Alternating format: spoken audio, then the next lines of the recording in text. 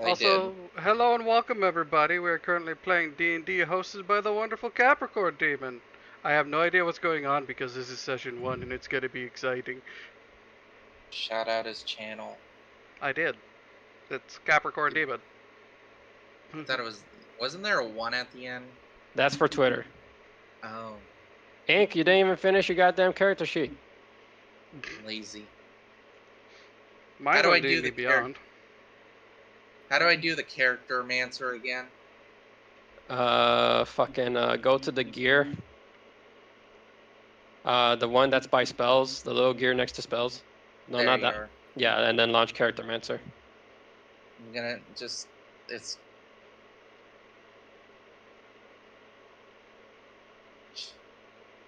Change. Alright. I choose the horror class. All right, I'm gonna look up for some fucking music. I personally think it's nonsense that there's no fucking actual gunslinger class, despite the fact that Matthew Mercer's other classes have been put into books. It wasn't the only one that was put into the books, the fucking Blood Hunter. Yes. Yeah, I mean, he's still got a class to a book, but I mean, he was playing. He had a gunslinger in his game before Wildmount. Yeah, I think Gunslinger is the fighter subclass. It is. I had to. Yeah. I couldn't use the character mancer. I had to Ah, paste all my nonsense. no. Yeah. I didn't even use Stag's, Character Mancer. I just kind of copy pasted things from D&D Beyond. Stag's on their way. They're getting home right now. But All I right. also use Beyond 20, so Why? Why would you do that to yourself? because I'm a masochist. Anyway, I'm kidding. I'm not actually.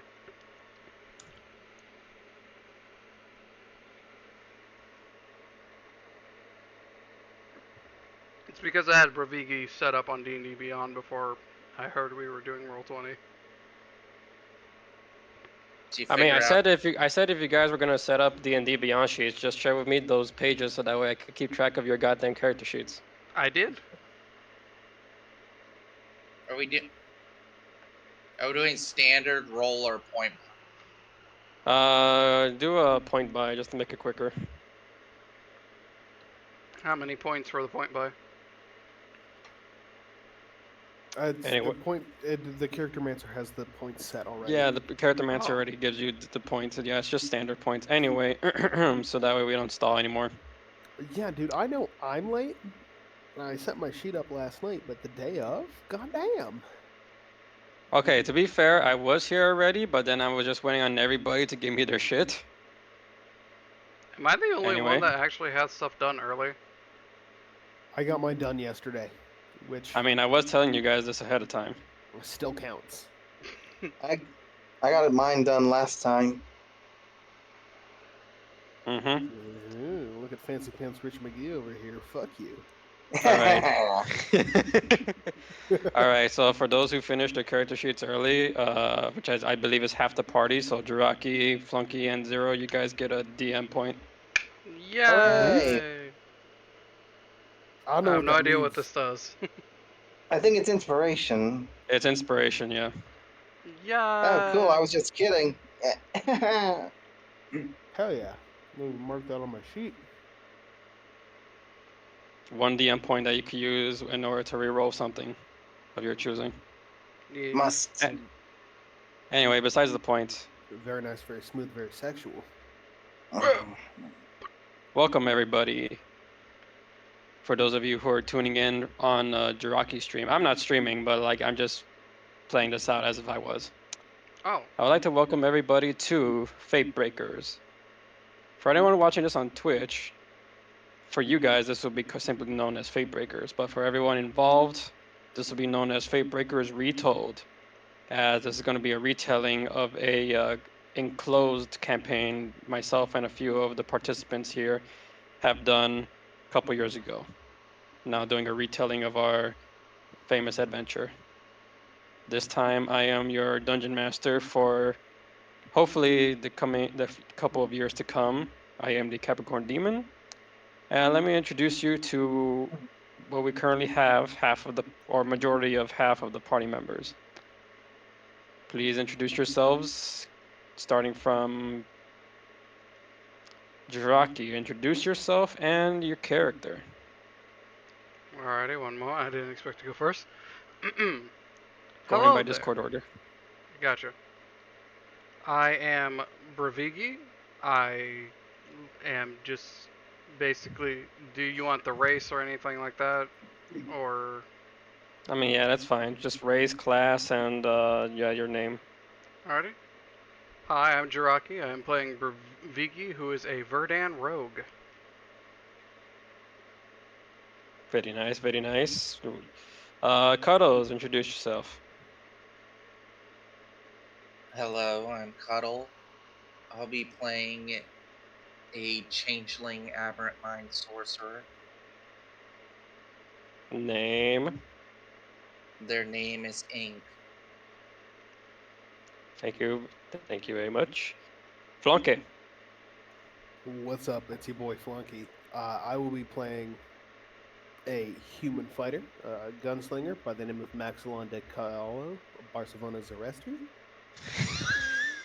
Yeah, he's Halalalala. fancy as shit. Maxilon No, de that's Caolo, not why. Barcelona That's not why I Zarestri. wheezed. He's fancy as hell. That's not why I wheezed. It's because you're. I can't tell if you're struggling with the middle part. I was struggling a little bit. I haven't said his name in a long while, and I'm also eating goldfish. And Zero. Oh, yes. Hello, my name is Zero Freud. I am playing a autonome rogue by the name of Beaker 1000.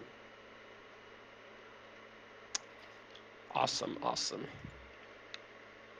So some of you may ask, what is Fatebreakers? Well, Fatebreakers, simply put, is going to be a story about battling against the very wits of fate, as our chosen 6 heroes will have to combat the terrors and the unfairness of the world that they inhabit, as well as trying to figure out the past, a long past that they once forgotten in a different life, perhaps even in a different reality. But who knows? They don't know. Only me, the trauma inducer, will let them know.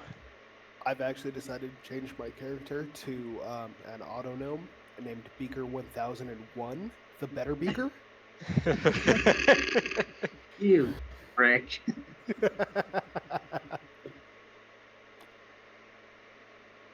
Beaker 1001 about to steal your bitch.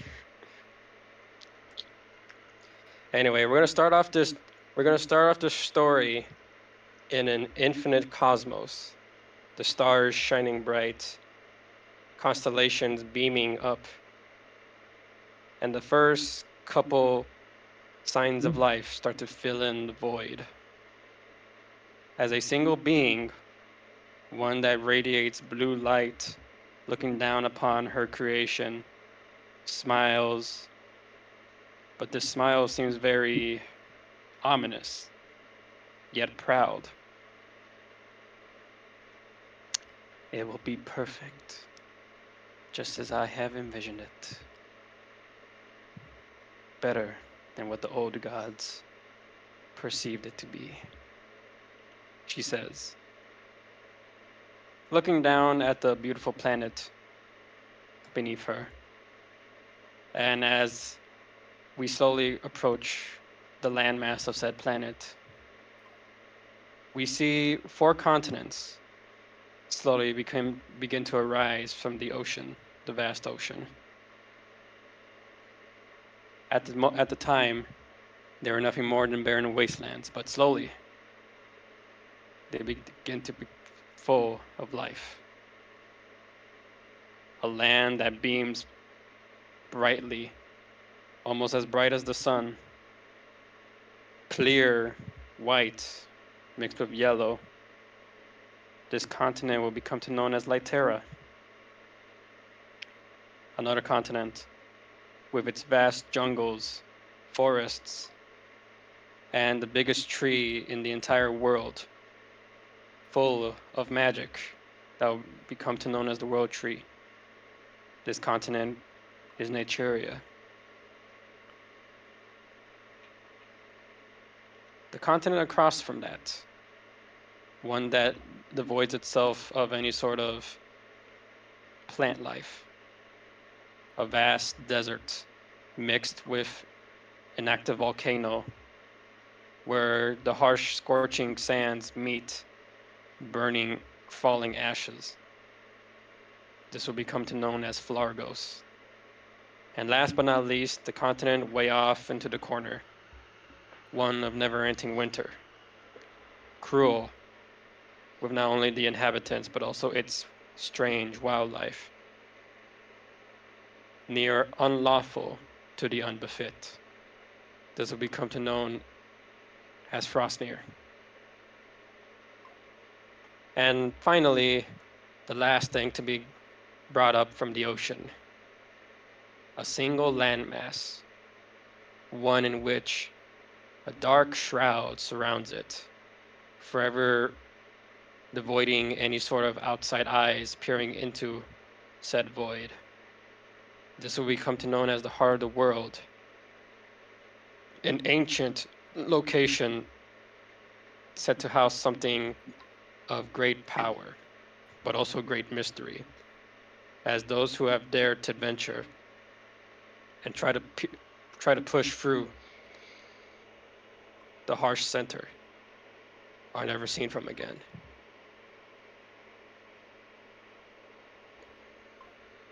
This entire world will become to known as Hameth. And within Hameth, within each four of the continents, this mighty blue being has left in charge 4 mages, each representing their own continent. The Mage of Light, the Mage of Life, the Mage of Flame, and the Mage of Frost. And over the generations, it seemed that the continents would live peacefully. Until the continent of Frostnir and its mage decided to take up arms against the entirety of the world, finding it belittling, and its mage deciding that the world should be ruled under one thumb, one person, one ruler. So an all-out war sparked out between every single continent. More so of the continent of Frost and the continent of Flame battling between each other, trying to claim land from the other 2 continents. An all-out brutal war that sparked for many, many, many years. With the last conflict residing about 4 years ago, where at last, through the combined efforts of the continent of light and the continent of life, after 3 generations of mages passed through, the Mage of Light in Marygood and the Mage of Life in Celestine joined their forces in order to combat the continent of Flame and the continent of Frost, thus ending the what is to be known as the War of the Elements. And thus the Treaty of Four was signed, so that way no further conflict could ever be brought upon Hameth once more. Though that is to say that things weren't left completely at peace. These events infuriated the powerful blue being. This is not what I had envisioned at all. They dare to spite at me with this nonsense violence. Well then, I'll be sure that if this is what the world thinks that it should go through. I will make them suffer for forgetting their place.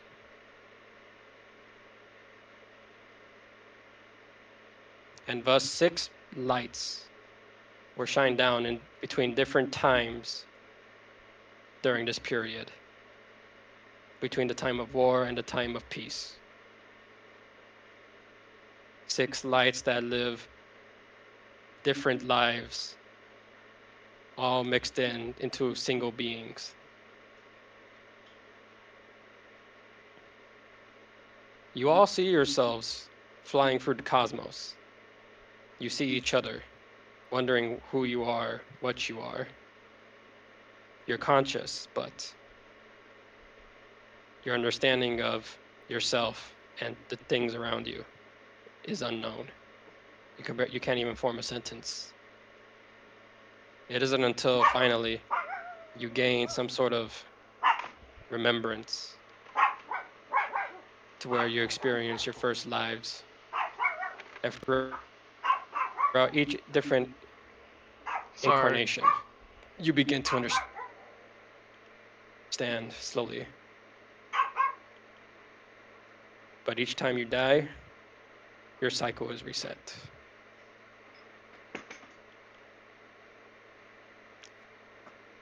Let's go ahead and introduce the first of our brave heroes.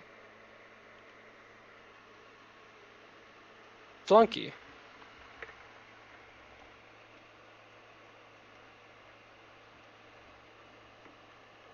Oh, hello. Flunky. Or should I say Maxalon Serestri.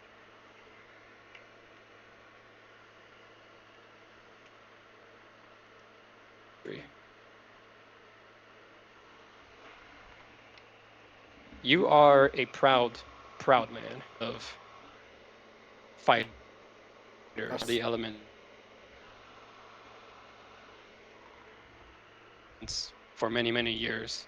With you, their last generation, being the one to be there to put an end to everything. At this time, you're currently trying to run. You find yourself in the cruel and never-ending winter of Frostnir. With a gun in your hand, you run and run. You look behind you, and you see a couple of shadowy figures with their piercing, icy blue eyes chasing after you. Arrows flying over your head. They're hunting you.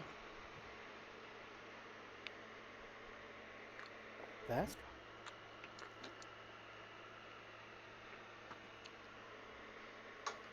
What do you do? Keep running.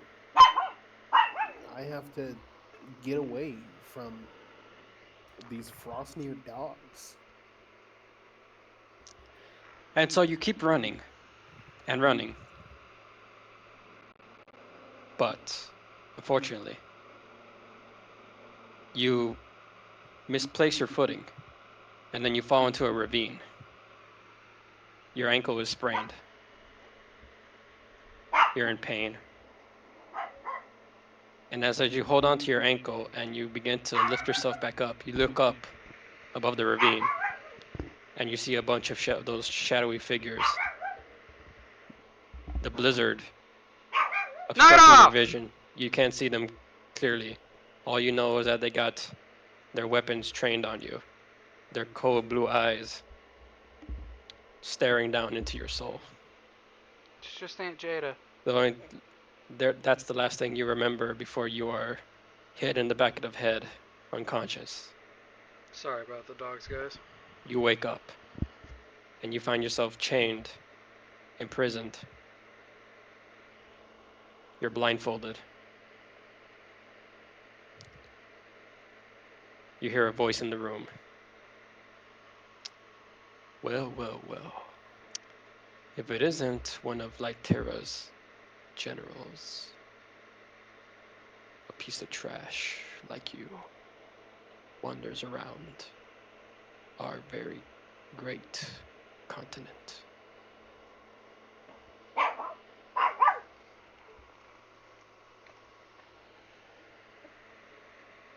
Oh, is there more? I thought you were done monologuing. And with that, you feel a whip crack on your back. You will not insult me with the position that you are in right now. Do you want to hand the whip to someone other than a child? I'm sure you can do better. You can't see it, but you feel that there's a nod to the person behind you. And the whip, the next crack that you feel on your spine, is that from a metal chain.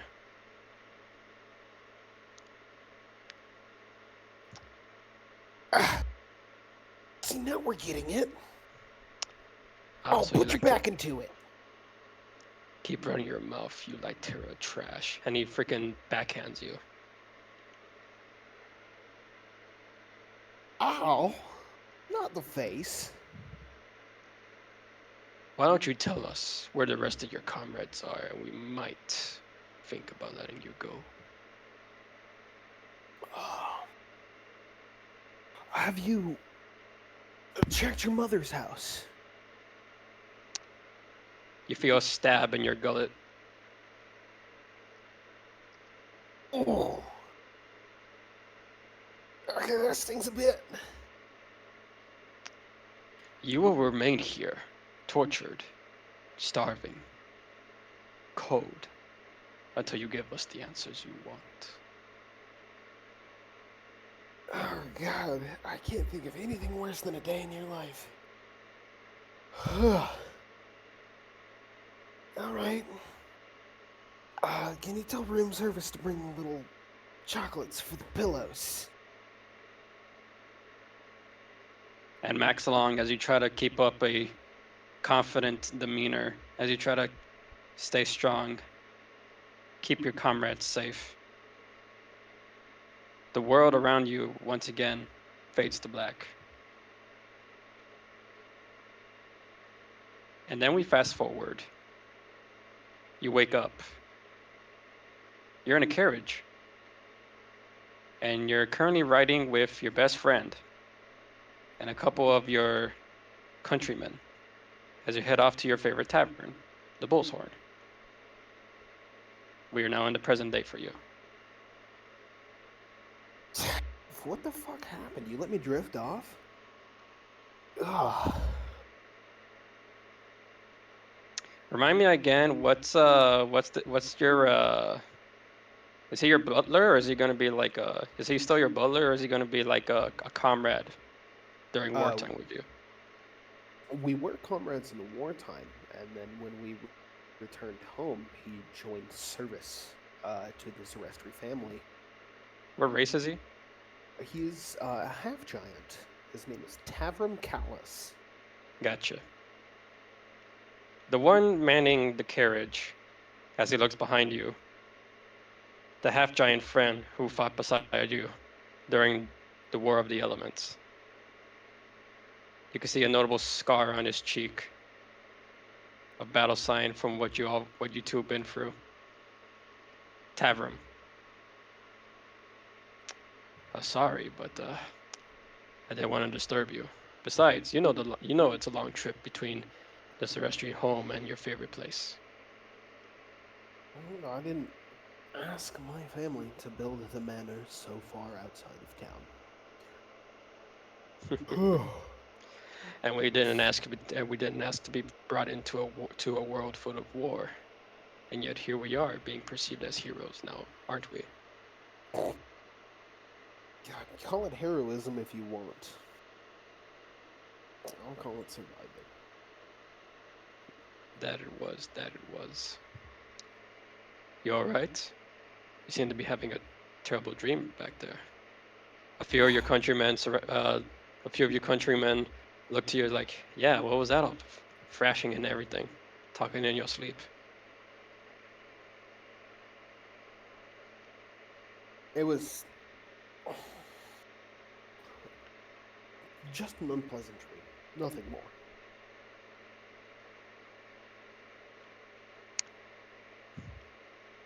Well, whatever you say, old friend.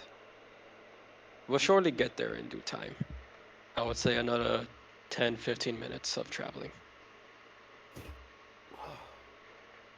Very good. Hmm. And with that, we're gonna move on to another person. Oh, Cuddle. Or Cuddle.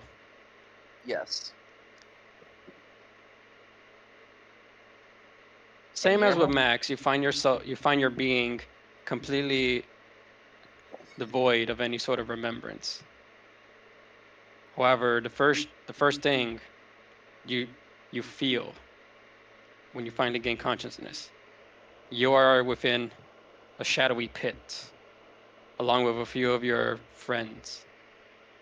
Some of them who look like you, others who are also a mystery to the world. Beings that should not exist, but here they do. You're in a cage. You're in chains. And the next thing you know, you see a giant door open from one corner of the cage, and a shadowy figure emerge. All of you, you pathetic worms, line up and get ready for work.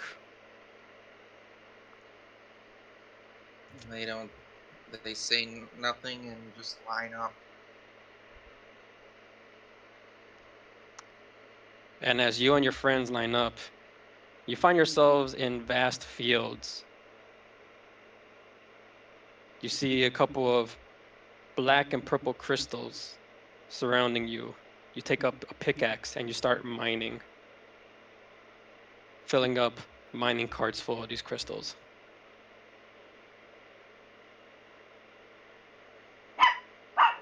And then every now and then you'll hear, "Work faster!"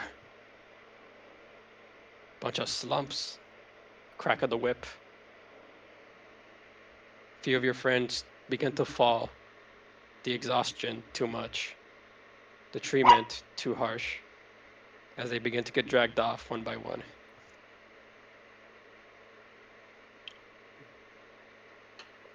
They're not great at this work as well, so they tend to make up for the physical labor in other ways, just to avoid getting dragged off like the others.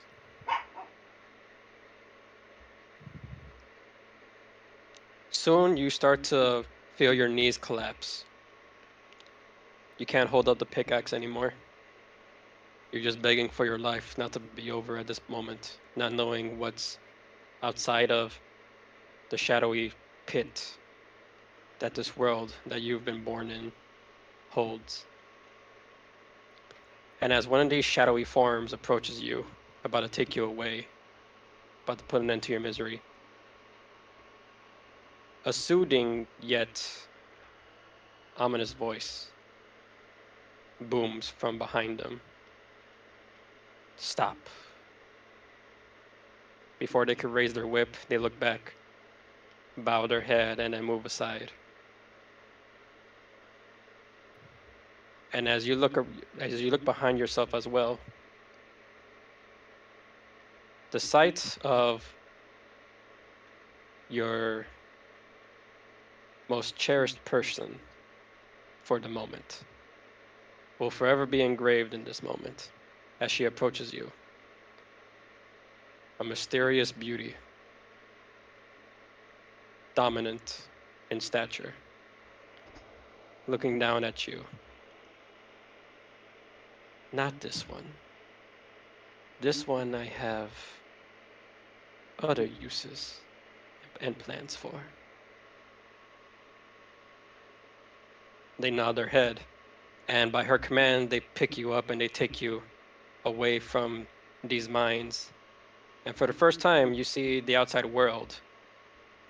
Not completely, as the world that you come to realize that you live in is still is still surrounded in shadow, but you're at least able to see a city and more inhabitants, more citizens. And before you, as they carry you, you see a grand castle. You lose consciousness.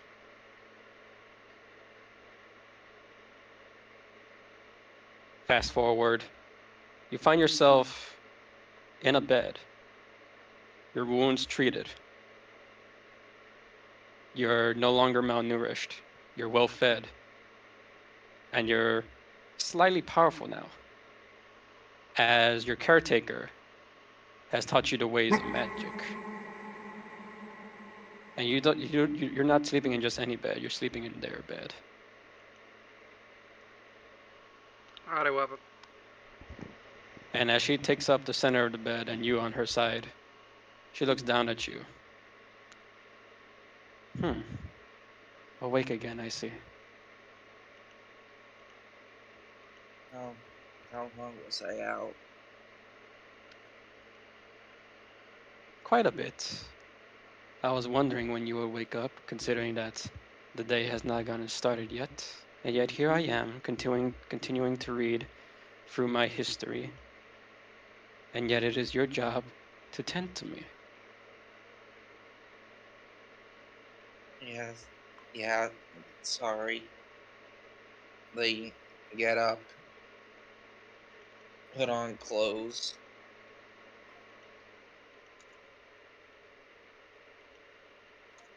Same. Had the same dream again. And what dream would that be? Stars, moons, eyes, shadows. That kind of thing where you feel like you're underwater and all the pressure is just all around you. She shrugs her shoulders as she walks over to the kitchen with you. Well, we're surrounded in shadows every single day. This is our home after all. We cannot leave this place. But one day, we will. I plan on it.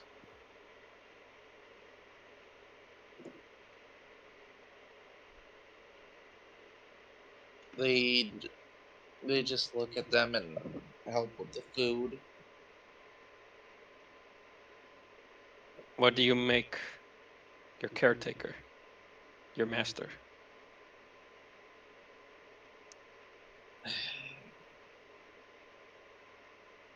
Boiled egg. They're not that good at cook. If it's not something simple.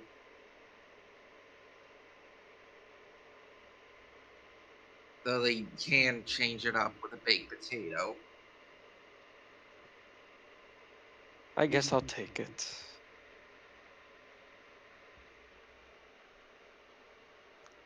She says as she just snarfs a boiled egg down. Incubi. After all this time staying by my side, tending to my every need, and learning underneath me, I have a question for you. Yeah. Will you forever be by my side?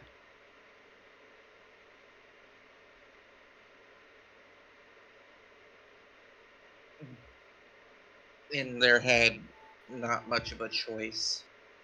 Outwardly, they just go. As long as you're alive. Good. Because I wouldn't want to have insubordination within my land. Almost threatening. Almost can make your skin crawl when she says that. They've learned to hide their emotions.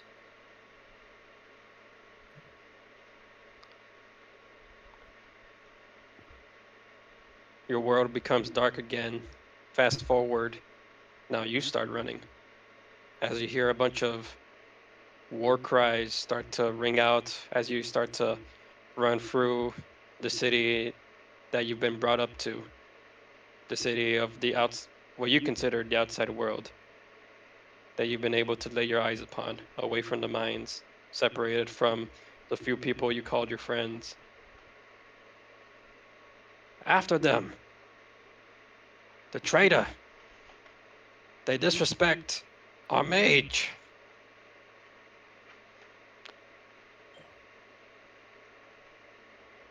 They duck. They duck and weave through alleyways. Once they feel they've gotten a good distance between them, they shift their form to something unassuming. You begin to run across different alleyways, different streets, changing your form every single time to try and avoid gazing eyes. And you continue to run until you reach the end, which in this case is where the land meets the water. You don't know what's out there. The water pitch black, not able to see the bottom. And for miles and miles on end, you see nothing but a dark void in front of you. You stand by the edge where the water is. You look behind you, and you see that everyone's still trying to look around for you, ready to take you back and ready for your punishment to begin. You take a risk. You jump into the water. You don't know where you're going. But before you know it, you're unconscious. And then you make it to dry land, miraculously. You look up, and you need to shield your eyes because it is the first time that you bear witness to the bright star and a clear blue sky. The most beautiful sight you have ever seen in your entire life, in your entire existence, even.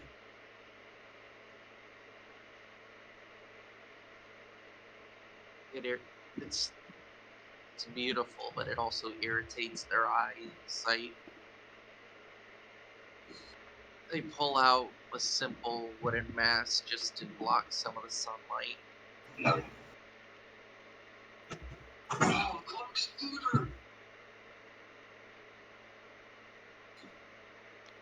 You pull out your mask. It is safe for you to look around.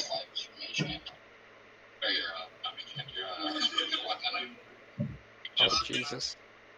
Stag! Hmm? You Your see mic's her bleeding. all- Taking the onslaught from the party thus far.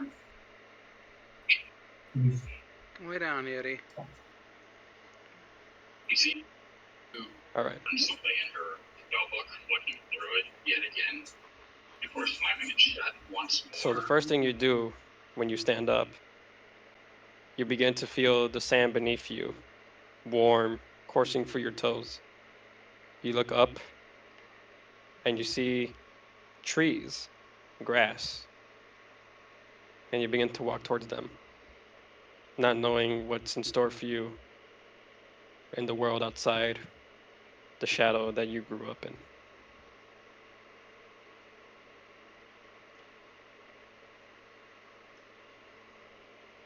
light and life.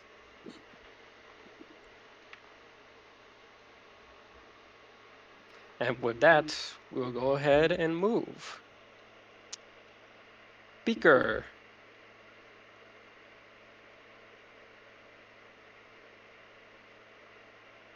Zero. Apologies, I was on mute. I forgot I was on mute. Hello? Yeah, I hear you. Okay. Goodbye. All right. No. What's he Goodbye. calling me? All right. Beaker, your story starts off the same. However, for you, your first remembrance, you find yourself on a wooden table as you Um, feel as you feel the circuits inside of your metallic body begin to spark, begin to give you life. As you look up and you see a beautiful goblin stare down at you. Whoa, look at that. Hello. Welcome, new creation. Yes, I did it. Where am I? Your vocal processors are currently trying to configurate as you sound very staticky, very scratchy, but eventually you're able to make up a sentence. Who are you? Who am I? I'm your creator. I created you.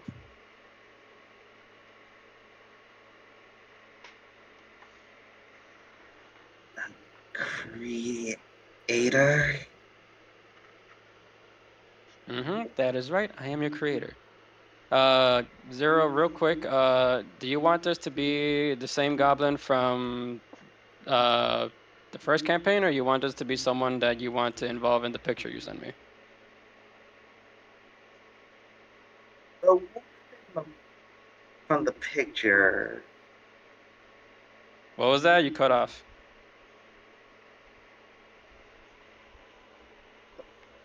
I said from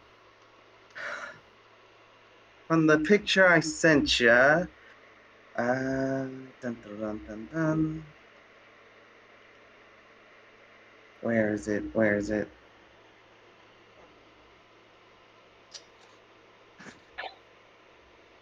Do.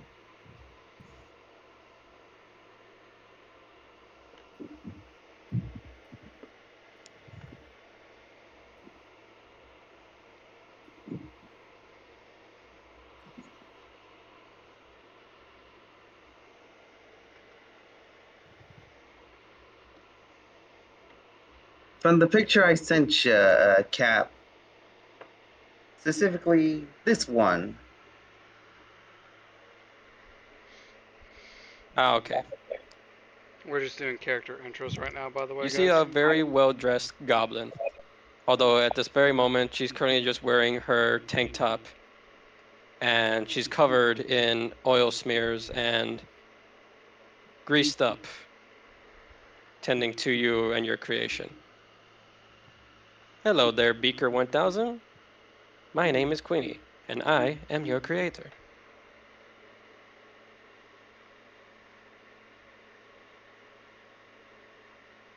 Is that my name?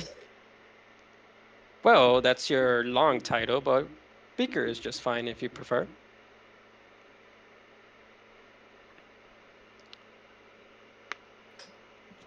Beaker. It I am hydrated.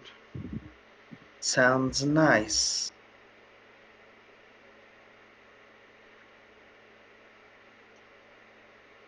Can I get up from the table? Yeah, Cap? you're able to move. You're not. It's not like you're like cuffed down to the table. You're just laying there still because you're being worked on.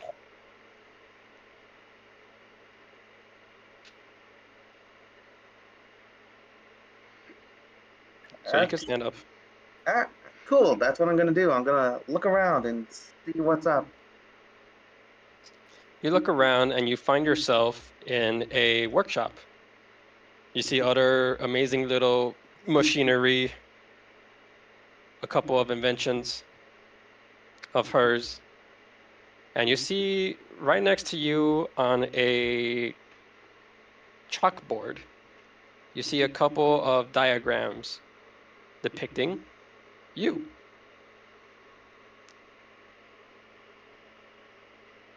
Oh, well, Beaker's gonna walk up to the diagrams and give them a good look. They're probably gonna say to Queenie, "Is this me?" As they put a hand on the diagrams. Yeah, that's you.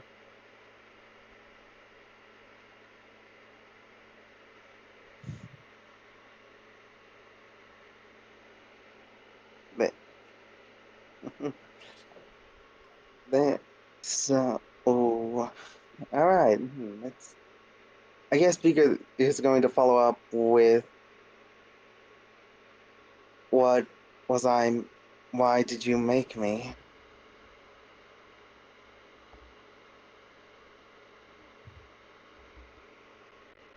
Queenie kind of gives a deep sigh, almost like there is something within her that she's trying not to outright answer. But she approaches you and gives you a hug as she says, "There is a good reason why I made you, but now is not the time to answer that kind of question. The only thing you need to know is that with me, I promise to make you special. And I will teach you everything there is to know about the life that I live, as well as everything else that life throws your way. So why don't I introduce you to the rest of our family?" She says as she smiles at you. Uh, I guess. I guess with some hesitation, Beaker 1000 or Beaker is gonna return Queenie's hug and give us slow nod. I understand.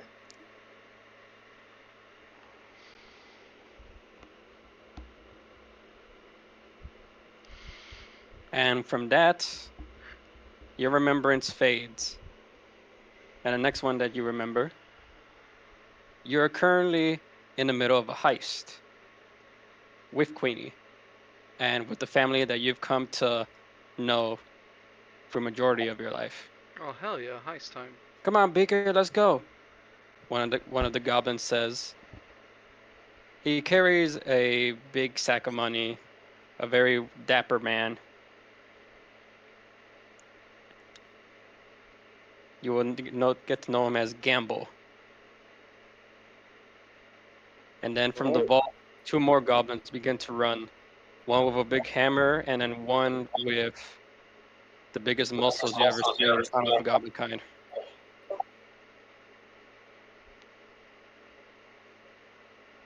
Alright, Beaker's gonna say, I'm coming, Gamble!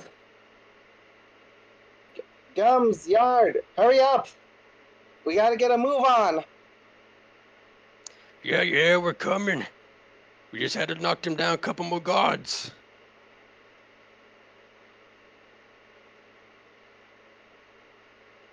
And waiting outside of the carriage as you guys blow up the front entrance is Queenie, as well as the smallest goblin in your entire crew. "Come on, you slow pokes. We ain't got enough time to dilly dally. The guards will be here."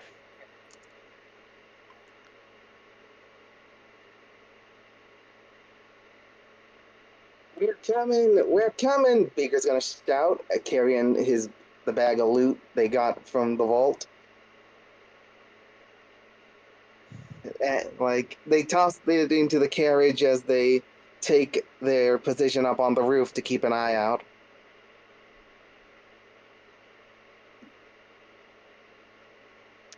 And Beaker, as you're currently going through this heist, the entire time as you've been taught the ways of this life, the life of thievery, the life of inventing, as well as a life of family. You are born, or in this case, created within the country of Lytera, or continent of Lytera, known for its advancement in technology and well prized with its very own creation of spellcasters, mages, known as the Artificer, which Queenie is one of,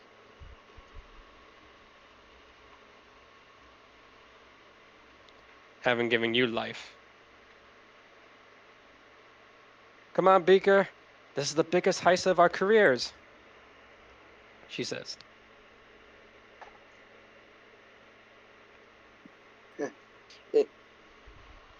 Indeed, you know it. So you say if we pull this off, they're gonna remember us? As if we weren't remembered already. Posters of our faces are all over this place. Alright, stop those goblins once. As you see a bigger carriage from behind you. You're riding like the smallest carriage, but like the biggest like Taliban behind you in order to carry all this money. But like the creatures that are pulling over your carriage are like these gigantic rodents. And there's like 10 of them where the soldiers of Lytera only need like 2 horses and an even bigger sized carriage. So by the time that everyone stalls, they begin to mush and you begin to hit top speed immediately. So you're in the chase now.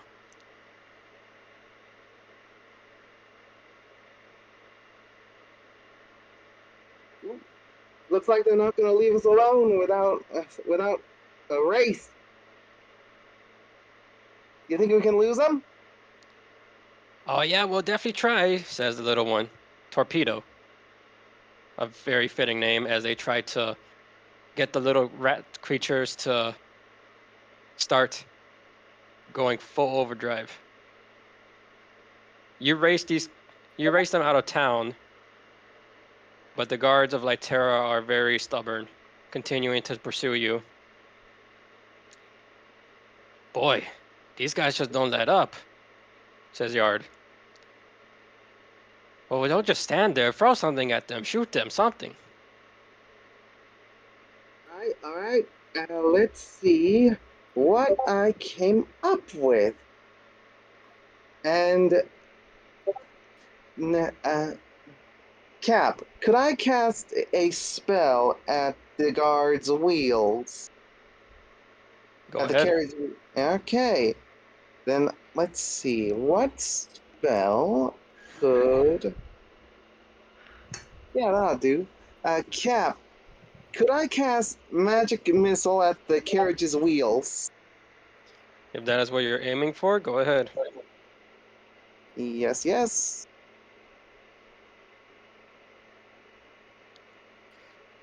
All right, you cast magic missile on their wheel, and it takes about. How many magic missiles can you shoot out right now, or does At, the number really not matter? like for a different amount of damage, I guess. But like at level 1, I'm pretty sure it's at level 3. I'm pretty sure it as a first level spell, it's 3 darts. Got you. Well, it takes all 3 darts to derail one wheel, and the guards try their best to make sure that they stay on course, but they eventually get broken down. The horses, uh, they let go of the horses, and the horses start running off wildly. You damn goblins! This won't be the end of it! So long, lawman! You and your comrades are laughing, thinking that finally you are free. Torpedo loses sight of the road ahead of her as she looks back. Man, you did so good, Beakers! And then Queenie says, Torpedo, look at the road! And then as everyone looks in front of them, you see a caravan of guards blocking your way. And as you don't pay attention, Torpedo accidentally throws the cart off of one direction, throwing you guys off a steep cliff.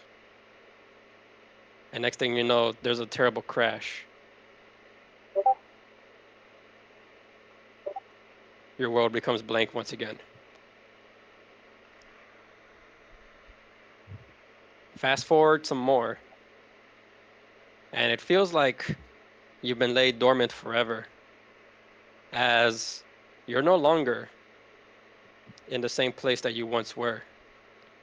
You're nowhere even near where you once were. You wake up, and the first thing you notice is that your body is in disrepair. One of your arms is very, very loose, very hard for you to even lift it up, trying to flex it.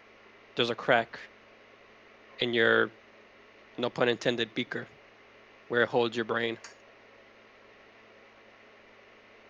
and there is no sign at all from your friends. Alright. Not the best plan, but always room to bounce back. First step, yeah, fix myself up, then reunite with the others. And as you begin to wander and try to find some sort of civilization, some sort of people around, you begin to walk endlessly. And you soon find yourself lost. Lost to the point where you don't really know where you are or where you're going. The only thing you do know is that you're having to fend off against wildlife, some of which find a very appetizing scent in the brain that's inside of your casing.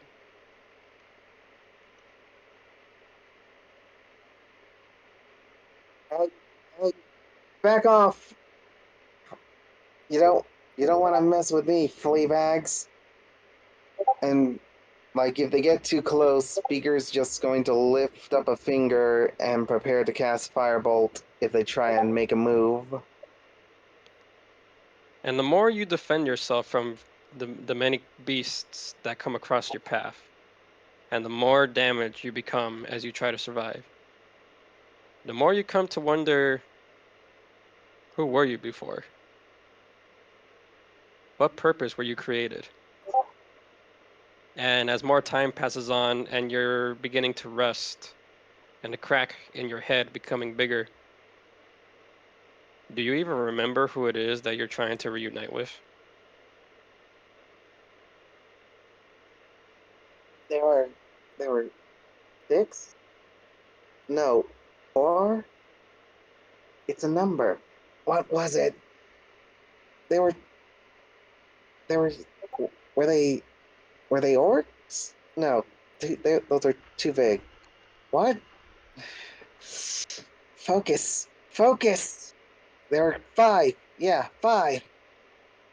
You're supposed to meet up with 5 people somewhere. Somewhere. There, I assume Beaker's just resting against the tree. Their functional hand just grabbing at their head, trying to massage the crack in their head case.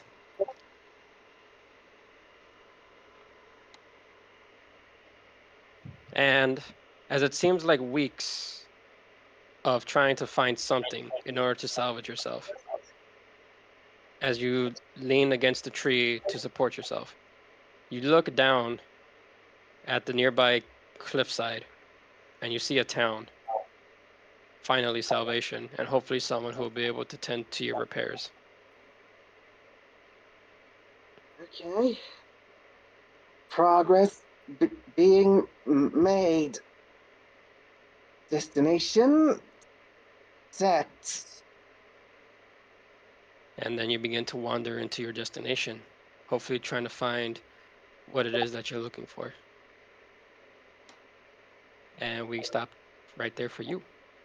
I also just want to point out that Flunky, for your little bit, you have no idea who it was that tortured you, nor do you have any remembrance of those that you may or may not have lost during your time in war.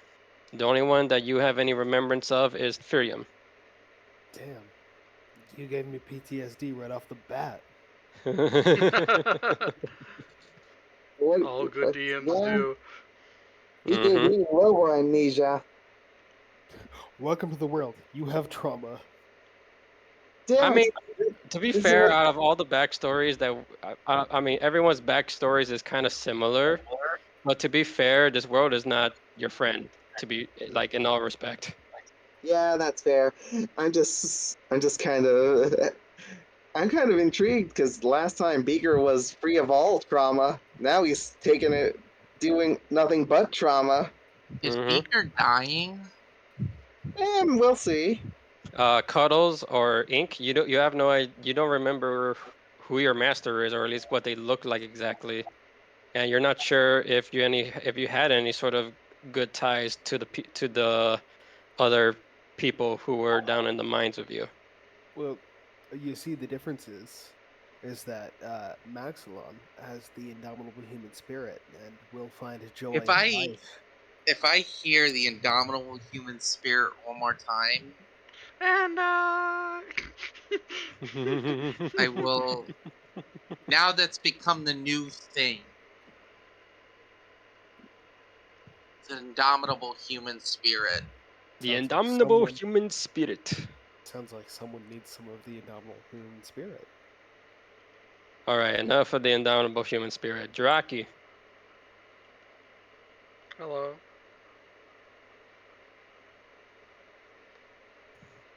Hi. sorry, one sec. You're all right. All right.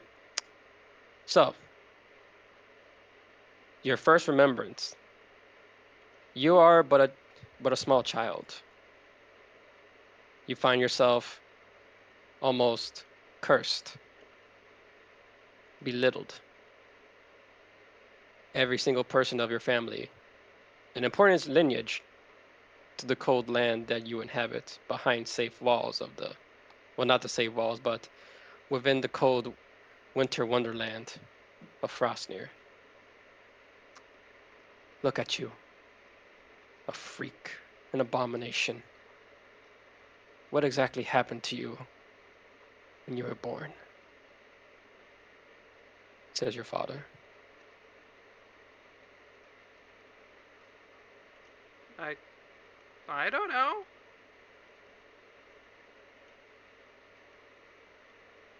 That's Okay, what the uh, fuck is the fucking music box playing right now? I don't know. I have it Wait. muted. This is so off-putting. Is this the music that plays when Jiraki speaks? I That hope would not. that would be I don't fun. know what the hell the music is. I can't hear it. Hang on. I don't know. I think it ended. That's why. Yeah, it Then ended. Yeah, that was the ending of the YouTube video I found. Anyway, uh, your father looks at you, disgust in his eyes. You are nothing like us, and I think it is because of you why we were pushed out from the safe confines of the inner cities. I believe it.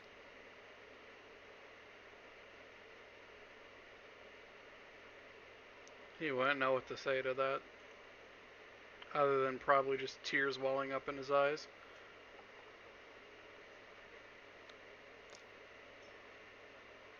Look at us. We were once a proud family, and you were going to be one of our proudest sons. And yet here we are, just beggars, out in the outskirts, trying to survive whatever little we have. You had 3 brothers and 2 sisters, and now you're only left with 1 brother and 1 sister because of the cruelty of what lies out there in the blizzard. As he points out to the foggy, icy veil.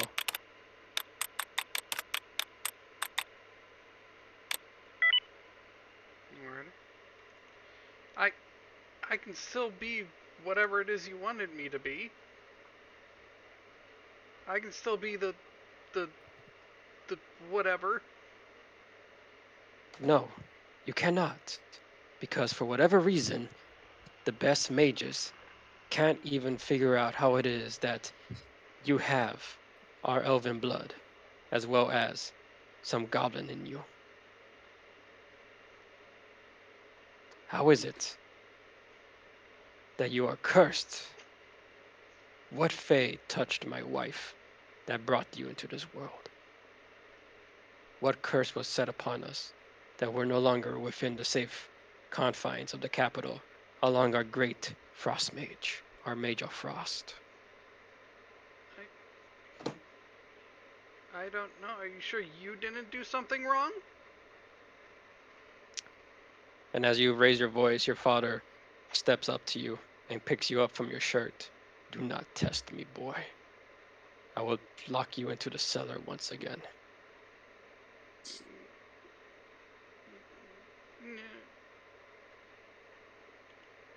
Yeah. As a matter of fact, I think I'll do that. No, not And again. from there, your remembrance is cut off. As the next one you think about, you're trying your best to survive within the confines of the inner cities. You see, even within the working class of said cities, they stare at you because you are a sight that is, unbeknownst to them, unknown, freakish. There is no such thing as a tall goblin, the one that looks almost elvish in nature. I'll just be silently saying to myself as I do what I do, just ignore them. Just ignore them. It isn't until a couple guards approach you, and these guards wear very intimidating armor, Shit. white and blue, like the ice and snow. You there? Stop right there. And how can I assist you today there, boys? Oh, fuck. State your name and what you are. I am Bravigi, and as far as I can tell, my father calls me a disappointment. And what exactly are you, Bravigi? He What just is your full title? he just shrugs at "What are you?" and once he hears full title, he just goes, "Do I really have to say it?"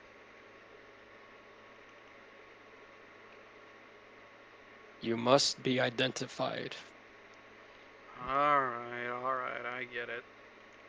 Bravigi Braylild. The two guards look at each other. Brayville. You Yes. of Brayville? Uh-huh. I know, shocking.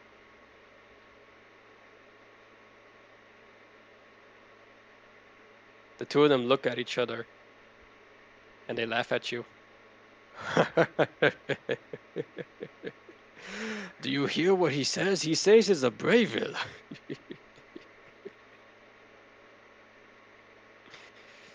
Do you honestly expect us to believe that you are a Brayville?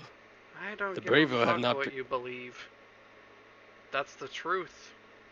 And if you don't want to believe it, that's on you. Now, can I please get back to what I was doing? I have identified myself as you wished. One of them cocks their head sideways and they go, by all means, go right ahead. And he sidesteps. He just squints and then slowly moves past him. Before you move any sort of way past them, the guy that sidesteps comes back in and he uppercuts your stomach. Oh, you bastard! Oh no, you're not getting away that easy. And they begin to beat the shit out of you. Yep, and your mother lived in a pigsty, and your father was a whore! Not your mother, your father. Yes, exactly. Just to cut it that much more. All right, you freak of nature. We have a little trip to take you on. And as they knock you unconscious, you find yourself within one of the inner jail cells of the Frost Palace. And you hear a very sinister voice from outside of your cell. So, do you think what magic he was born from is from of that place? I have no idea what you're talking about, friend. All I know is people just don't like me. They're not talking to you. They're talking to a guard Oh. outside. Oh, I thought Yeah. you. Never mind. Ignore that then. No, you're good. He's just gotta listen. Mm-hmm. There's no doubt in my mind, my mage. For he is beyond magical comprehension. You see the silhouette, but your vision's still blurry and it looks like it won't be clearing up anytime soon. But you see the silhouette of a icy figure standing there as the same guards that you saw from moments ago simply speak to her illy about you. And you see those piercing blue eyes stare daggers into your soul. I will not have my people be succumb to this thing. But it is interesting to know that there are such mystical mysteries. That is a power I must seek in order for us to have. And maybe, just maybe, we might find a new way to rule Hameth. Whatever our mage decides, whatever our mage decrees, we will carry it out. She nods and says, make sure he disappears. Have him drown within the icy blue ocean. Your vision fades again. Next thing you know, you wake up by the sound of a splash, and instantly you are cold. Your hands are tied.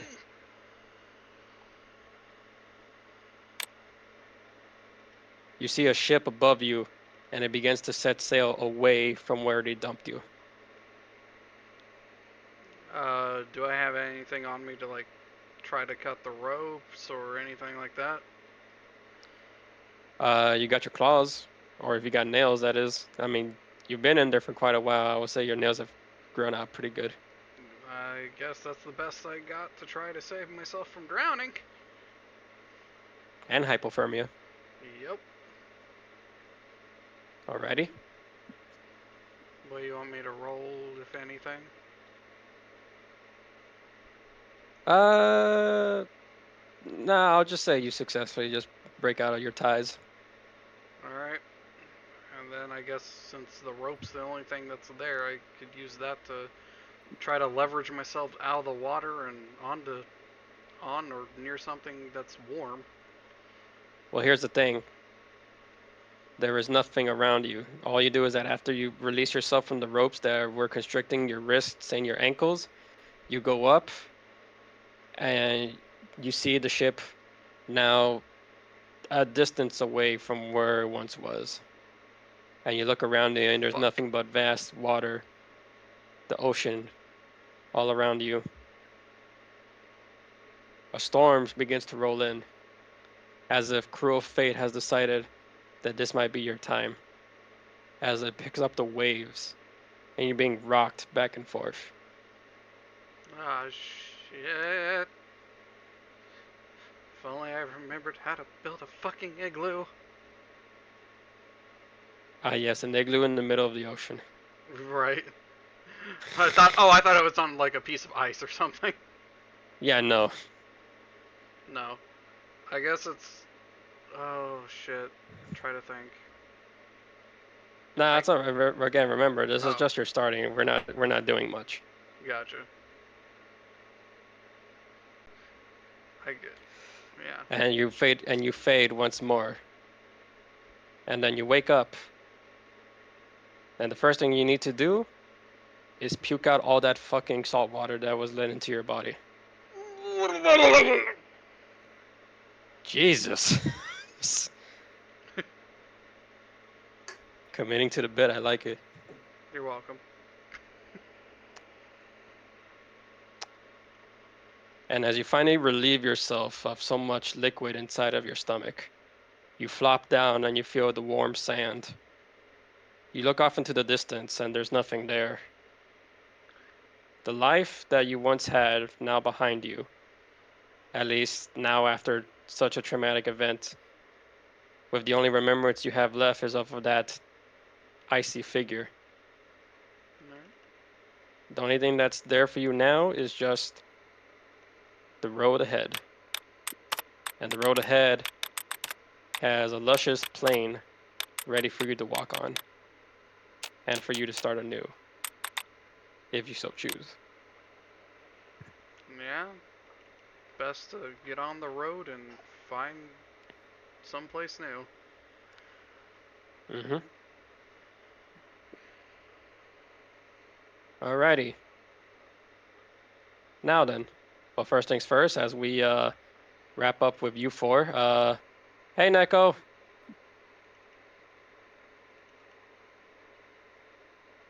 Neko? Neko's Yeah. muted, or he's dead. He's texting. He says, "Hey, Ah, Hey, are, are you at work? he's at work."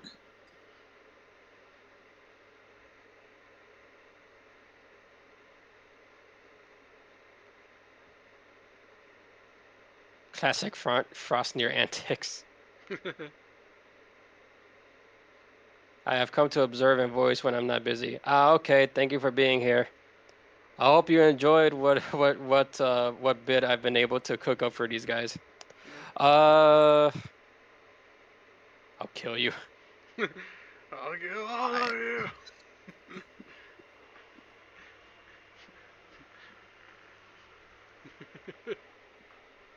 Stag, since we're starting off at level 3, I would say that we're not taking a feat as of yet, but you could go ahead and enter stuff manually if you so wish. Also, let me know of Benny's backstory so that way I could, if you haven't already written Benny's backstory into the character sheet, give me a quick synopsis of that. Give me a summary. Starting at level 3, no free feat, no items. Pain. I'm just gonna stay Kill silent. them all. Murder.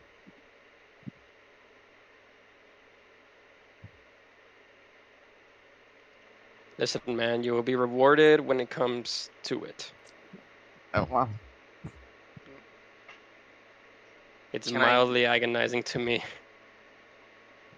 You will be rewarded when it comes around to it. When the Right now, I time am giving comes. At least everybody. Right now, I am giving everybody their fair share of PTSD.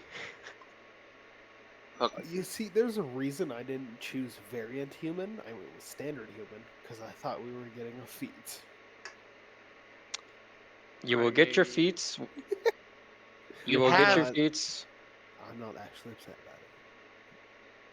You will dude. get your feats when you earn them. If anything, I will probably make up a feat system that if you do something spectacular, I might grant you one. Buddy, I'm Yeah. always spectacular. Fair, but simple words, especially this time around, will not conjure you to have a feat yet. I'm just saying, you have feet, Flunky. You got 2 of them on your legs. Now go and do something to earn the rest of them.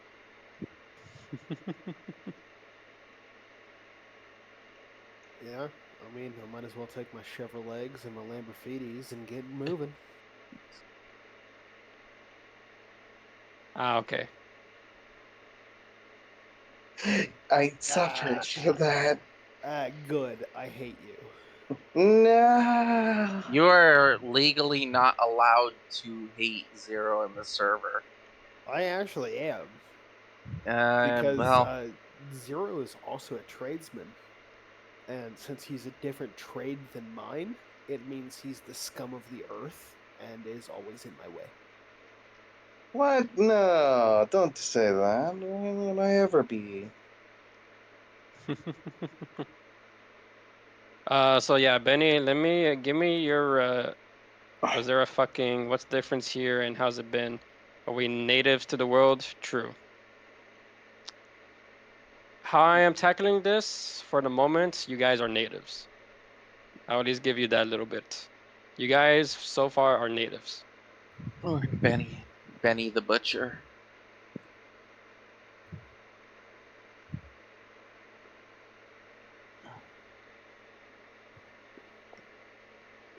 We need something to like have a fucking backstory, Lamau.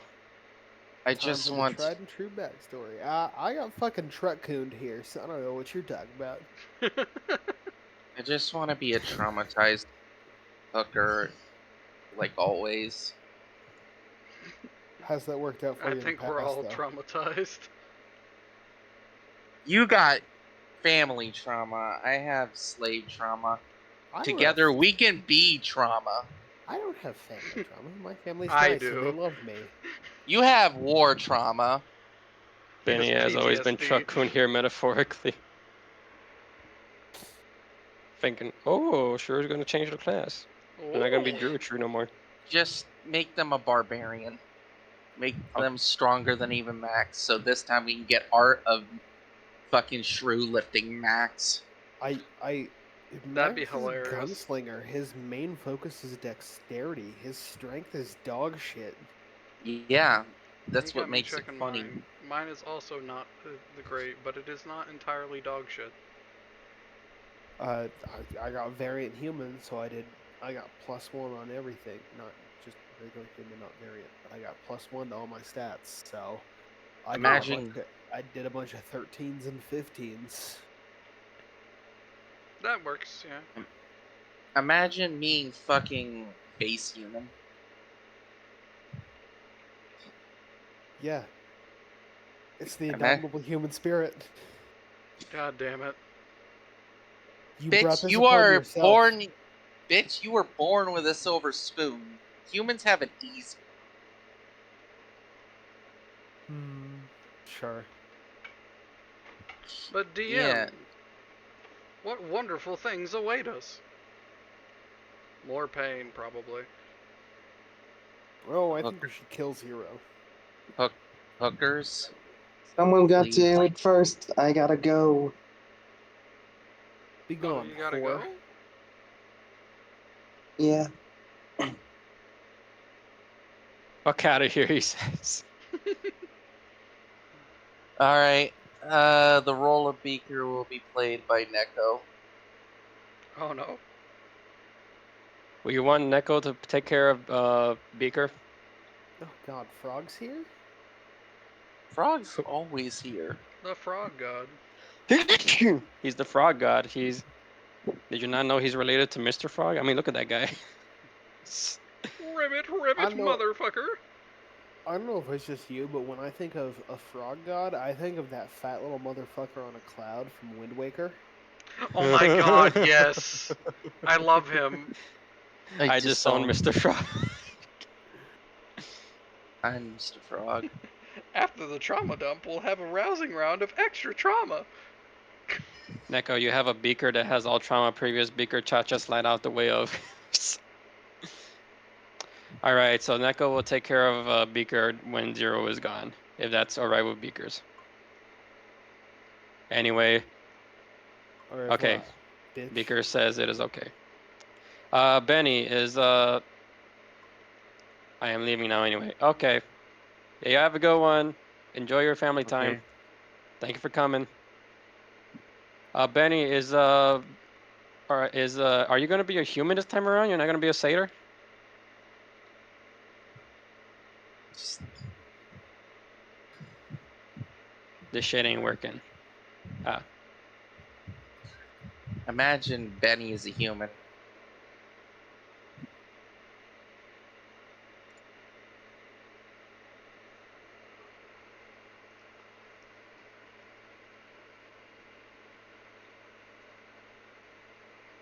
Match. Simple as. Benny is a human. Then let's just make Max the satyr. I already know. She's a satyr still. I'm Plenty just of- using human mechanically because we're level 3 and we despise it.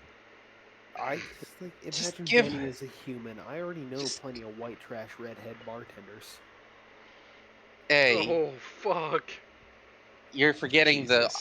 you're forgetting the awesome tits. That's implied in white trash redhead bartender. Do you not want to? All I I'd heard like was to autism. Do you not want to be a satyr mechanically? I mean, the class is there in the compendium They just doing it or the race. mechanically I'm sorry. They want the feet. Just level not the- 3 is pain when you play D&D long enough. Just We start at level 5. A free feat. 2 rares, 3 uncommons, 5 Jesus commons. fuck. But then it that wouldn't be means traumatizing for you guys. Yeah, the trauma can be in the backstory. I don't Well, think the mechanics matter to the trauma. not in I my think D&D campaign. Not. Oh, Hey, for no, fuck's Yeah. sake. Oh wait, no. Shrews Wait, here. I'm a mod here. I can get rid of that. Yeah, you can. It's Oh, surprising shit. you let it last this long. Oh god. Ooh, ooh, ooh. Nope. No, Okay. damn it. That's No, done. not Nope. that. Oh no. Nope, we're not No. Okay, doing you that. know what? Traumatize Shrew now, please. We'll server mute Shrew until we can figure out how to get rid of the fucking soundboard. Sure, I can. I'm just so miserably tired of the low levels. It's fine, though. Okay, I'm sorry. Server settings, soundboard. I was gonna say, do you not want to be a satyr mechanically? Are you really just gonna go with human, Benny? Fuck it, be a minotaur, headbutt people. I didn't do anything.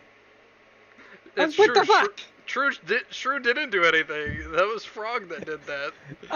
I did nothing. You'll server muted me. What the fuck? I didn't now do we it have to kill because Frog. you were the one who did the Gwimli, so I can't. No, I didn't. It was Frog behavior. damn. I can't Damn. believe it. Soundboard. I don't want I- to upload sound. I want Frog to get just rid of played the imposter soundboard. perfectly. The only Yeah. one I do is just anytime I join, it just goes nut. But then other than that, no. You don't even eat nuts, man. When's the last time you had a cashew? About 3 weeks ago. I'm not a big fan of cashews. All right, Stag. I gave you a new character sheet, so try to edit that. Anyway, hey Shrew, how you doing? I'm alright. Yeah. Are you ready for trauma? It's trauma. You know what? This is what time Shrew is again. made for. Well, do me a favor. If you haven't finished your character sheet, finish it and give me a summary of your backstory. Okay. Thank you. What do we do for stats? Do point by Point by. this is kind of late. Okay. There were benefits to getting this done early, such as being able to roll for your stats. Magic resist is nice, but I'm just taking a starting feat since this should be feet heavy. Just ate some cashews. Damn, they're fucking clusters. Just- Just. They want the Alrighty, feet. so what? They So as would've we been wait for, tasty, all but right. I So as left we them in wait the for Benny and for as we wait for Benny and Shrew to get organized and for me to get those backstories a little bit later, whatchamacallit, we're just gonna go back to our 4 that we have at the moment. So it will be Neko filling in for Beaker. It will be Cuddles as Ink, Funky as Maxlon, and Jiraki as I Brivigi. can't pronounce it. I can't Barigi. There you go. If it helps, just remember like a Vidikidibri. Brivigi. You know what? Cap, Rafiki. that doesn't help me remember at all. I'm Cap, just thinking can of I- Rafiki. Can I just Graffiti. bribe you? Bribe me for what? Just give the feats so we can have Seder Benny. It's fine. Don't worry. All right, about it. Give fine. him. Fine. I could allow one feat for Seder Benny. Satyr Benny. Only Wait, they have only to for have a feat to be a satyr? And for me, because I'm so sexy and smooth. I'm currently working, so I can't fulfill the role of Beaker. all right. So you can't speak as Beaker? Besides, I have my own plans to discuss with you. What the fuck you planning? Oh, okay. That's As cool. long No worries then. I guess I'll be filling in for Beakers. All right then. Okay, don't say that it's okay and then take up the offer. Don't do that. Come on. Don't do that. Don't be slick like just that. Come on. I'll I'll fucking just give take two if we're on the subject. Oh I'll no, Yo, give what? dropped. We all be Beaker. all right, give me, I'll pay you in more art. You have Who do you alerted want this level 1? time? Go fuck yourself. Ruined the No, it's background, fine. my guy. Oh, I'm there we okay go. work getting a feat since I have alert at level 1. Well, yeah, because of your background, my god. Yeah, that's why I said I'm okay with everybody True. else getting one since I got one. It'd only be fair. That's Okay, what the rules are gonna be. Okay, fine. Everyone gets 1 free feat. There, you happy? Hell yeah. Absolutely. Let me look up some feats real quick. Okay, fine. fucking fucking babies. I'm gonna punish you when I come around your first Baby. combat then. Yeah, punish me, daddy. Oh Jesus Oh Christ. Okay. god. Okay, Beautiful. Okay punish then. Max specifically harder. Alright. It's Oh, all harder? personalizing to customize your This pitches. makes so much sense. I have no offensive spells, but who cares? Oh boy. So what I'm hearing is Shrew's gonna die. Look, I have no. I have Shillelagh, and that's all I need. Okay, well if you have Shillelagh, never mind then, we're good then.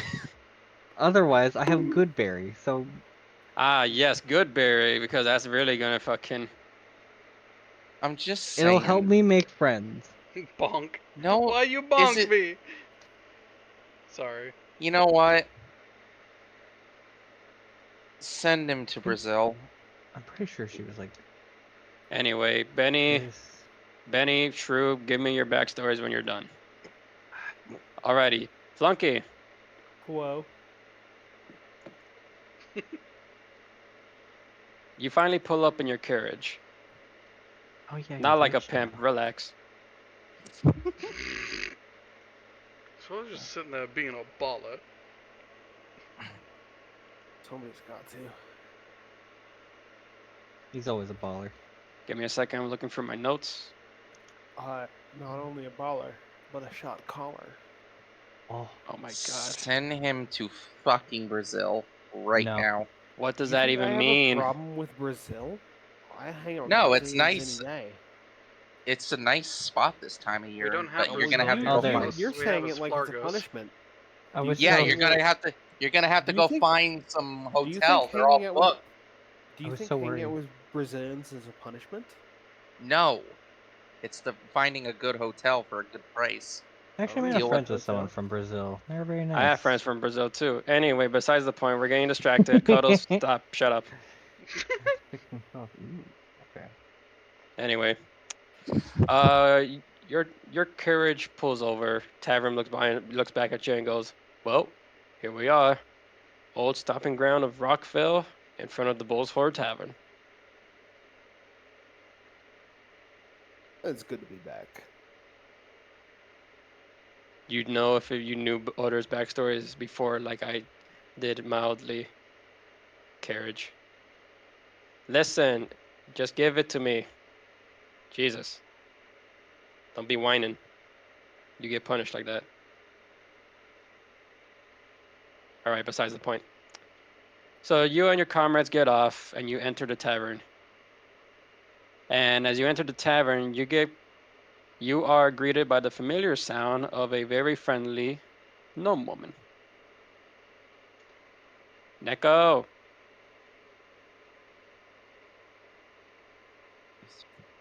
Oh, Carrie, darling, it's been far too long. Hey, working. Okay, Neko is at Why work. would he was still at work? It didn't change. and she is a He's a halfling. halfling. Okay, I forget. Forgive me. Get it? Sorry, I'm short racist. They're all the same to me. Shut the hell up, my god. oh my god, that's right. All right, well, guess what? You get slapped with the cheese. So get cheesed, bitch. Sorry for making a simple mistake because I forget. It's been a while. Hold on, wait. Let me just real quick. I said hello to Carrie. I was very nice, and Yes, cordial. I know you were. I'm a delight. Sure. Maxilon, how you doing? Well, you know, Carrie, another day. It's always a ride to get here, but it's always a pleasure to arrive. It is quite a distance, isn't it? You travel so far just to come over and say hi to us. Well, with such stunning hospitality, how could I not? Well then, how can we serve you today? Um, I'm thinking the usual, honestly. A snifter of the Frostnir White, and some of uh, the Bull's Ale will do me fine. Very well then. Give the man his usual, she says to the other bartenders as they begin preparing the beverages. Anything new with you, Maxilon? Because I actually have something for you. Um, well, I did actually have some news, but you first. Oh, no, no, go ahead. I want to know what's going on with you. Well, my family um, bought a keep in the capital, and they want to send me as scion of the house, which the good gods be blessed. I don't understand why. My father's better suited to the position, but he is aging in his years, so I Well, suppose that there's is, no one else. well, that's good. That's amazing news to hear from you.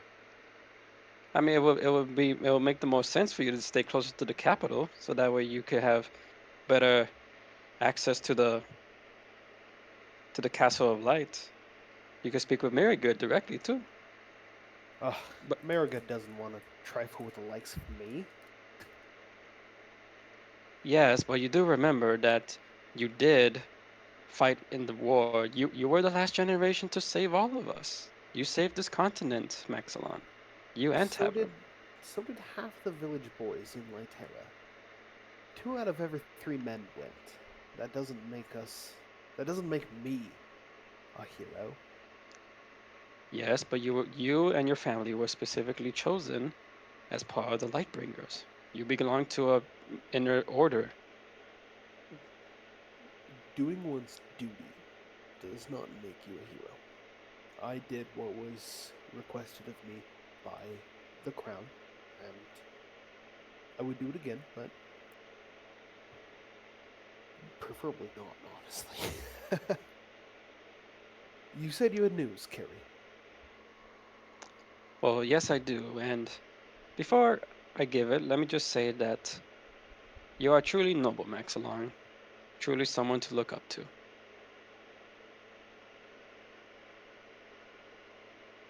She says that in all sincerity as she brings out a envelope. This was given to us, or should I say, from this was given to uh, what's his name again? Fucking Neko. What's the bull's name again?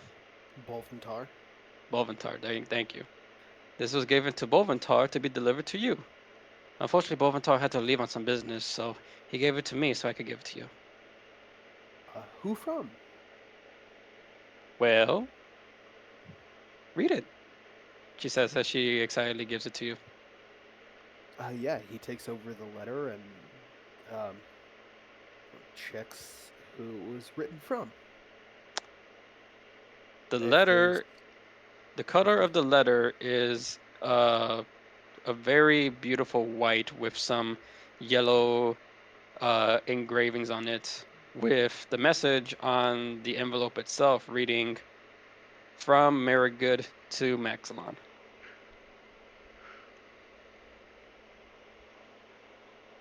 oh, yeah, he'll take his side knife out and pry off the wax seal. Careful not to break it because you only get a letter like this once in a lifetime, and you'd rather keep the seal on it. But then he unfolds the letter and begins to read. Within the letter, it reads, Maxalon Zarestri, greetings. If you're getting this message, then, of course, it is I, Marigood, the Mage of Light. I hope you are within good spirit. I have heard that your family has recently bought an estate here in the capital, and I would like to properly be introduced to you. But more so than that, and the message kind of pauses dramatically for a second before continuing. I have pressing matters to go over with you. Something very important. And I believe you, being one of the heroes from the War of the Elements, I could trust with this information. Coming from a respective line such as yours with the Zarestris. Please come at your further notice. They will be waiting for you outside of the castle gates. End of message. Huh. Well, Carrie, I think I owe you a drink. Huh? She says, surprised. Um. Well, Miss Marigood has called me to the capital personally. Well, yeah, I told you. It's one thing hearing it, and it's another seeing it. I didn't expect this. And you thought that you couldn't, that you weren't even meant to meet her. And yet, look at you, beginning to meet one of the important figures. As a matter of fact, perhaps even the important figure of this continent. I cannot understand why, but it is my duty, and I will see it fulfilled. So, all this convenience. Do you think she'd fault me for one more day? Well, what do you mean by that? Well, I did come out to spend some time with my old companions. Well, does the message say for you to leave now, or for you to come at your, or for you to come when you can? I mean, Earliest after all. convenience. Well then, as the other maids bring up your drinks, enjoy your time here. You just got in here. It would be a shame for you to leave all these well-made drinks without even so far as to leaving a thank you and a bunch of empty glasses. I see how it is, Carrie. It would be a shame for me to leave without leaving empty glasses and a hefty tip. Now, Maxilon, you know it's not like that. I do enjoy your company, and you've always been so fond of this place. How could I not be? Well, thank you for delivering that for me, Carrie. And if you see Bolventar before I do, give him my thanks. And seems I have some packing to do. I certainly will, Maxilon. And Tavern wraps his arm around your shoulder like the buddy that he is, and like, well, look at you. First you have an estate in the capital, and now the mage herself wants to see you. Your life is looking up at you. Well, things are moving rapidly. I thought I had hoped that my service may have been done. But if the mage requests me, then I have no choice but to acquiesce. Well, I it'll be a don't long ways for us to get back over there. I don't mean it reluctantly, Tavrim. It's you know I would do anything for crown and country, but after the war I thought we might have some respite. Indeed, I understand. Although it has been some time since the war has ended, don't you think that this past year we have had some respite? I mean, I certainly feel. Don't get me wrong. The memories of the war are they linger in the back of my head, but the few moments I got to have as of now definitely are better on the mind than being in actual wartime. I suppose. But regardless, let's enjoy the night. The drinks are on me. And then we can head out to the capital tomorrow. And before you guys begin to take your first sips, another individual walks through the doors of the Bullhorn Tavern. Sorry about that. Jiraki. Down. Hello? Oh, I'm muted. Hello? Can you hear me? Yep. Yep. Alrighty. Sorry, I had my mic muted because the dogs are barking. Alrighty. Take your shoes off then. Smart ass. You see a small robed individual kind of. I guess, would you say, DM, that I'm still basically a little fucked up? Yes, you're still a little bit fucked up. I would say that when you're walking in, your clothes are tattered, they're wet, they're torn, Yeah, and he's and you limping are in. yep, you're limping and you are heavily in need of a good meal and some fucking water. Yeah.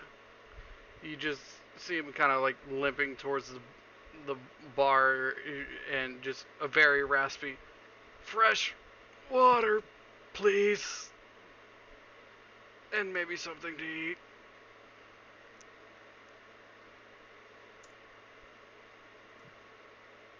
Oh my, are you okay? Says Carrie as they look at you over at the front of the tavern.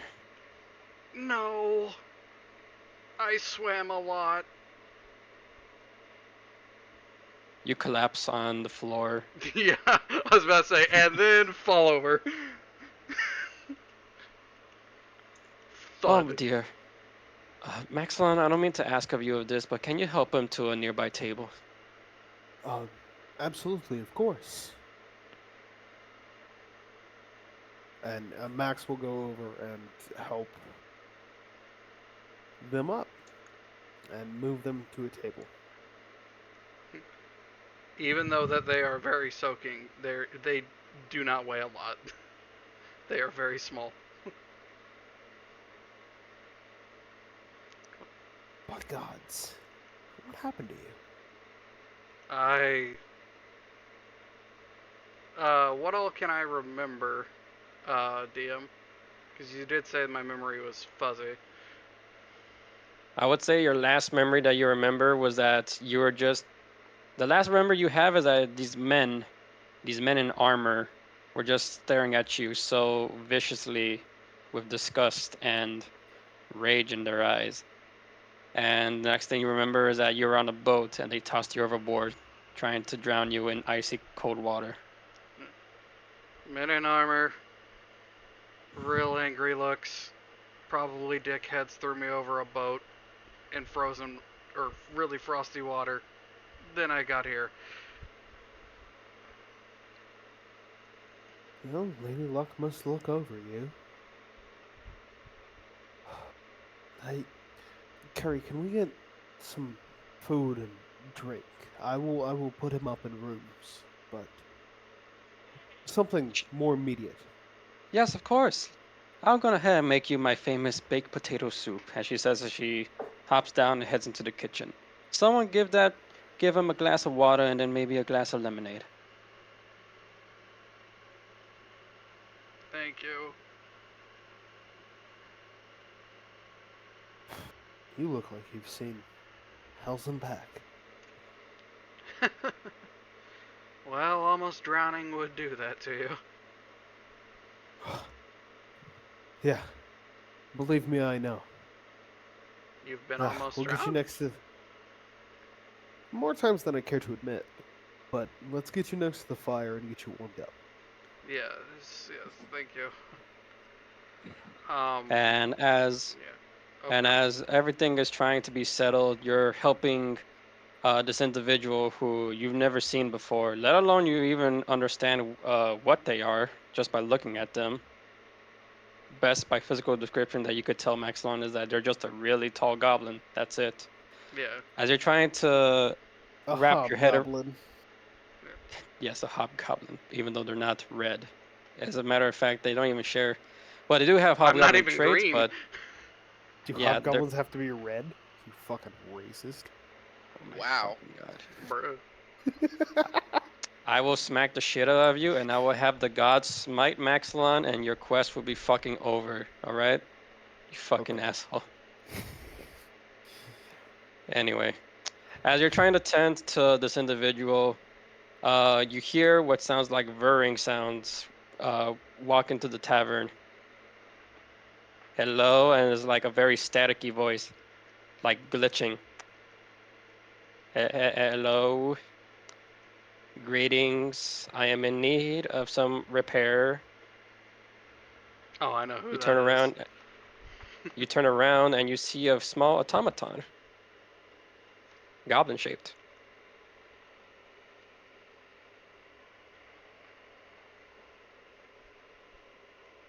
Okay, stay here. I one thing after another today, right? But stay here, get warm. I will be back. Do you want me to stay with them? Says Tavern. Yes. Thank you, Tev. All right. And we'll approach the small little automaton. Hello there, big human. Could you help me with repair? The small automaton is rusted. Their arm is broken, and a lot of liquid is coming out of that dome of theirs. You see a brain, clear as day. Um, would Max have worked with any similar automatons during the war effort? I would say that you're like in the Zarestri family. Actually, make me. You know what? Let's go ahead and start using rolls. Make me a history roll. Absolutely. That's a hard 7. Uh, I would say personally, no. You never worked with any sort of automaton before. How, like in terms of you fighting alongside one, not long term. However, I would say you have some sort of history with them, at least in the terms of your grandfather. Your grandfather was around when the first Warforged were created in Flargos. So you know that Warforged and automatons are mechanical beings born of technology and magic. All That right. much you know about. About repairing them, you have no clue. Well, we are a little mechanically inclined, so um, try to guide the little automaton into one of the side rooms or booths and pull out the tinker's tools from a pouch on his belt and attempt to repair as best he can. What kind of role would this be if you're trying to repair Beaker? I've got straight up tinker's tools. Oh yeah, you could just roll Tinkers to it, don't can't you? Yeah, Okay then, yeah, roll it then. 14. All right, with that, I would say that you at least are able to repair the arm and repair his vocal components. But unfortunately, you'll have to try to find someone that will deal with like his rusty stature and the freaking shattering of his glass dome. Ah, thank you. I do appreciate being somewhat repaired and able to speak in a consistent sentence.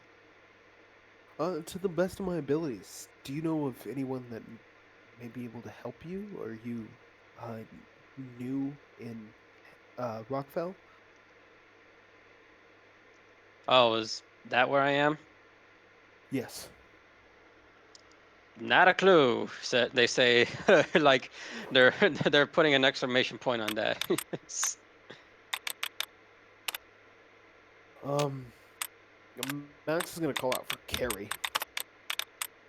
Yes, Maxalon?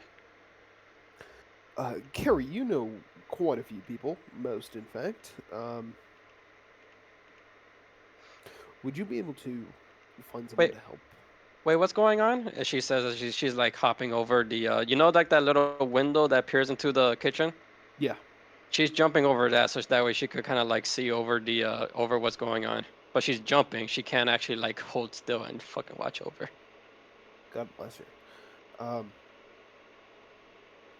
well, our this toy soldier here seems to be a little damaged. Toy soldier. He says confused and slightly insulted.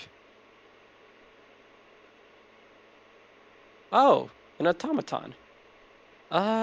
She says as she's thinking, and then she stops jumping so that way she could catch her breath. Uh, oh, yeah. Do you remember of Boventor's son? Vaguely, the boy was serving in the airship forces, correct? Yes. He's quite inclined with machinery. He may not be no artificer, but hopefully he'll be able to fix your little friend there. Uh, is he in town? I thought he was deployed recently. No, he's been back home. Oh, I seem to be quite out of touch. It's all uh, right. You're also just coming back around town. I understand. where might he be? Oh, he's further into town. He has a little shop. He's unfortunately not in speaking terms with his father at the moment. Uh, all right. Well, you win some, you lose some. Um, little automaton, what is your name? He reaches out his hand. I am Beaker 1000, but you just could just call me Beaker. Well, it is nice to meet you, Beaker. I am Maxilon de Cala Barcelona Zerestre, but you can just call me Max. It is a pleasure to meet you, Maxilon Barcelona Savastri. Close enough. I found someone who can help repair you further. Sounds good to me, because I am losing a lot of juice up here. Uh, that's a little gross of you to say, but I fair. mean, how else would you call it? If you know what? Let's just get you to Bolvador's son. And as you, he no longer needs repair, but eventually Carrie also just comes out and heads over to the fire by where this other individual is with Tavram. Here you go. Here is your baked potato soup. Make sure to blow so that way you don't burn yourself. And here is a water and a lemonade. Yes, thank you. And he'll take a sip of the fresh water and be like, ah, oh, that feels so nice. Thank you so much. Tell, tell me, friend, who are you? Says I, Tavram. uh, I am Bravigi. He hesitates to Bravigi. say his name. Do you have a last name? Or is it just Bravigi? I would rather just to like to go by Bravigi for now. That is quite all right. Well, it is a pleasure to meet you, Bravigi. I must say I've never met your type before. And me and Maxine have been all around. I get that a lot. I, uh, I think most people just call me a tall goblin, or, well, other. Hmm, I don't think those are You ain't proper no things to goblin. say. Do I actually know what I am called? Like what I am? Nope. Nope. But Beakers will tell you that you are no goblin. You are no goblin. Well, I'm not a hobgoblin. Indeed, you are not. I don't I know don't what know I what he am. is. What the hell? Yeah, I don't know. Benny, how goes the character creation? The gods, Maybe nah. they be out there creating.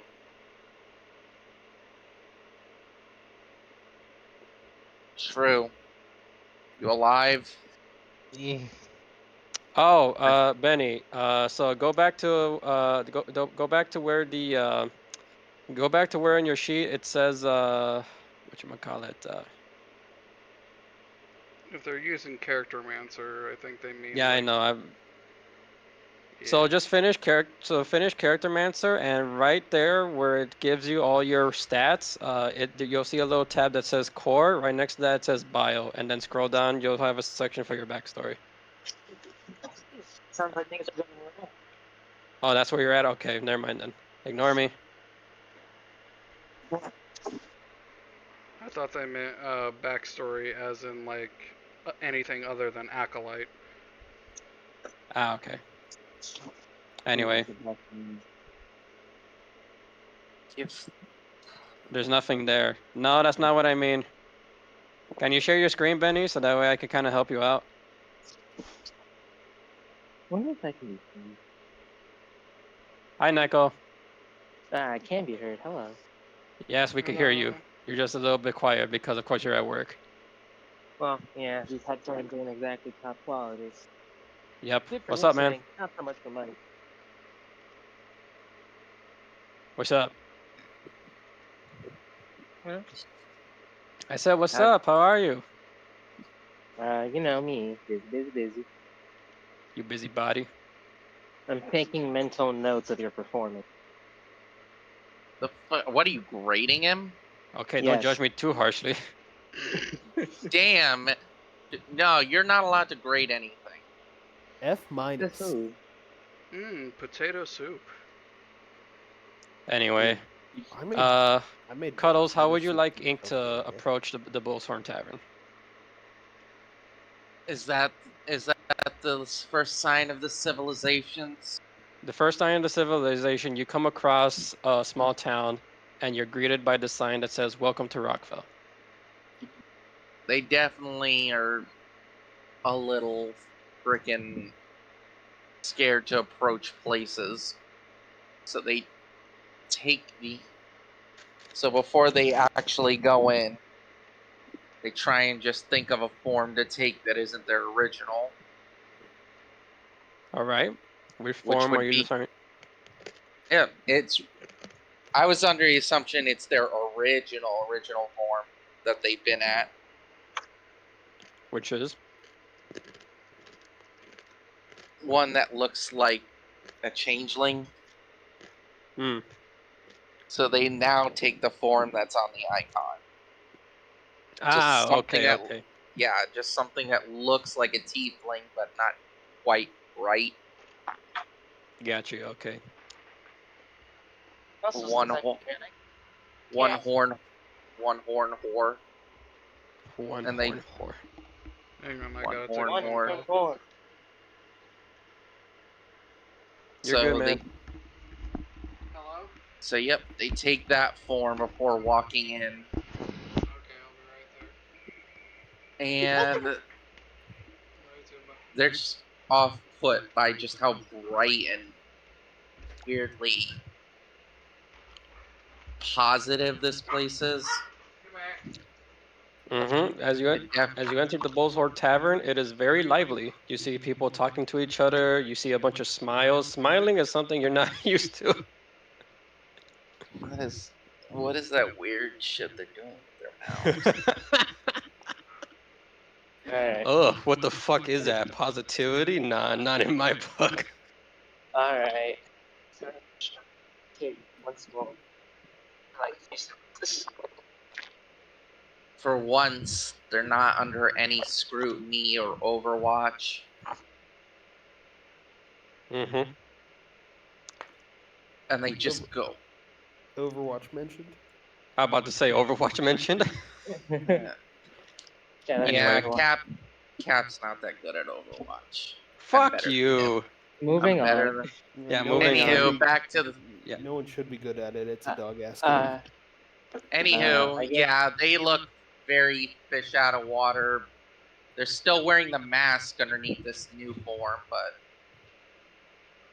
would Carrie they look. notice?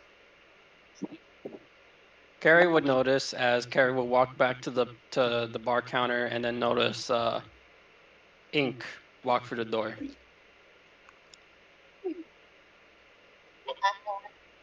So we got a couple things going, but you know, we're able to get you something to enjoy. They just. All right, they just look at them. Do they look fine? Are they injured? You look a little wet. Yes, we have another wet Carrie- individual that looks like they've done Carrie a bunch of has swimming. Carrie's got a look on her face, and then she's just gonna say, I'm back. Don't take over for me. I'm gonna take care of this. she's had enough of just seeing people like wet and injured. It's not even raining, bro. She's got to. They don't look. She's gonna. They don't look She's injured, gonna but lead they. you. Well, yeah, but don't- like she's just gonna I'm lead you back. to like the fire and start like taking care of, like seeing what you want to eat and whatnot, making sure you're warm. Motherly sort of stuff. All right, I'm gonna And with that, I cast. vanished for a little bit. Are you gonna vanish? Well, Neko is. All right, so Carrie's gonna go ahead and also bring over towels and bring you over to the fire, right next to Bravigi. yes, right next to Bravigi, Maxlon Tavern, right next to everybody else. You call me Breve or Rev for short, I guess. I don't know if that helps you. Nah, I'm sorry. It's a unique name. I'm just not used to saying it. Am I still Bravigi. here? I thought I walked the robot somewhere else. Oh, right. That's true. Okay. Nice. But yes, I'm back and I got handed ice cream. Got you. Okay. But you didn't share. Well, you're not here. Ask. Bravigi. We don't. Okay. We don't give ice cream to haters. Is there anything I could get you, dear? What's your name, by the way? Son of a bitch. Hold on. My boss is calling. Are you Give at me a sec. work? I think No, we should kill they're him. just- You're on call. All right. Cuddles Well, I'm not sure on how long call. that call's gonna. I'm not sure how how long that call's gonna take. Is it okay if I move on to someone else? Yeah, probably Cuddle's gonna be in an awful mood when he comes back. Okay then. Shrew. All right, it's time for give you your introduction. Oh no. Little beast. Little shit about to get traumatized. All right, Shrew. So your remembrance. You were born in a beautiful jungle. You were born amongst a lot of your people. It's kind of strange because the jungle that you reside in is both natural but I'm sorry, Watson. unnatural at the same time because it is both slightly cold and frosty, almost like a tundra. So there's grass, but there's also snow. And the place that you reside in is the only place where this takes place. Remind me again, Shrew's a druid this time around, or are you actually gonna change? Yeah, it just became a druid. I was gonna be a sorcerer, but I was like, I like animals. Okay, good, very good. And you come across a couple of your other frost gobble friends. Hey, what you doing over there? And you're currently interacting with a deer. I'm talking to it. Well, come on, it's time for us to play. But I'm talking to a deer. Well, come on, it's important. We need to stay by the village anyway. Besides, it says it's supposed to be important, so we need to stick by and get ready for an announcement. Oh. Fine, okay. I gotta go. The deer nods at you, kisses your face with the deer kisses, and then is off its merry way. That was a weird one. as she goes back to the village. So for you, Shrew, your life is full of happiness, wonder, and curiosity. With Disney You're a princess. frost. You're a frost goblin born within the very rare and secluded tundra portion of Naturia. A section of Naturia that not many people know of. As a matter of fact, no one outside of Naturia, let alone the those who reside within the world tree, know about. You have your important elders, you have your caretaker, your parents, and there you are playing with all your other Frost Goblin friends before the village is summoned within the circle for an important announcement. That's the cue.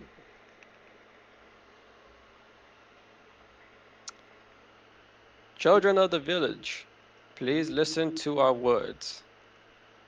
It has become note that the war of the elements has ended, and we have forever now come into another eternal peace. So let us celebrate tonight for the victory of our great magical continent.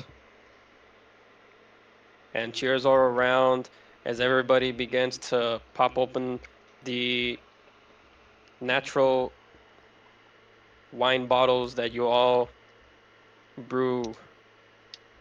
Of course, you're not going to get some because in this moment you're too young. Yeah, completely fair. Instead, they'll give you the virgin version of it. Apple juice.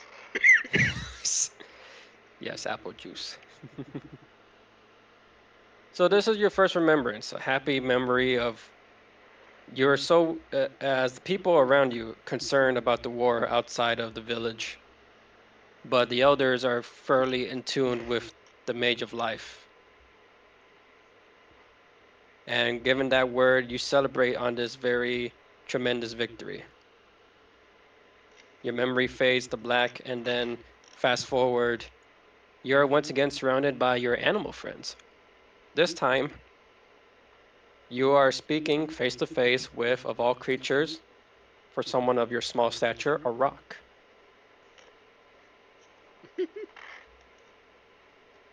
I mean, like, I can't imagine being a rock is an easy thing to do nowadays.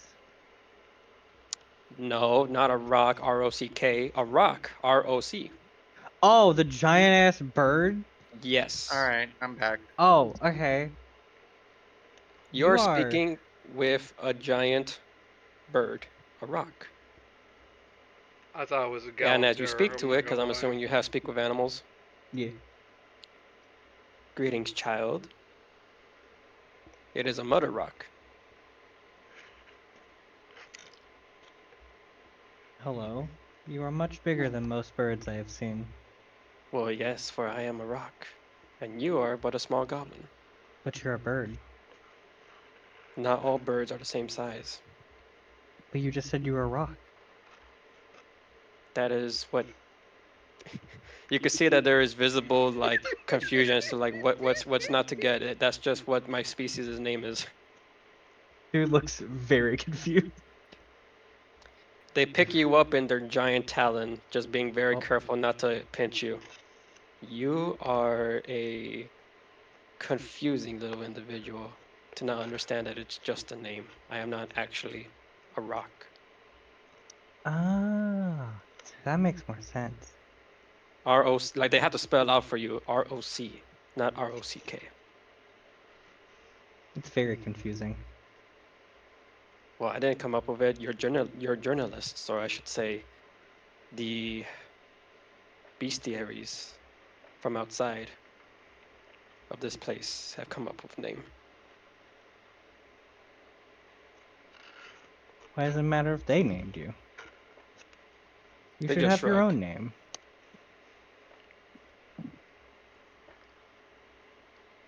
And what name would that be? What is in a name, child?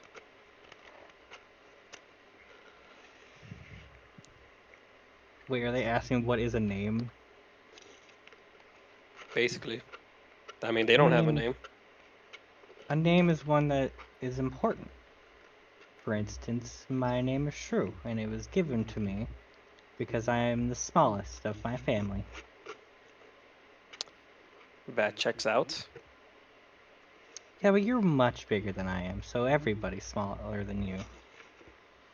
But you, for a fact, are the smallest creature I have ever gazed my eyes upon. I'm growing. They tilt their head. Not that much, but I am growing. All right then. So then, what should my name be then?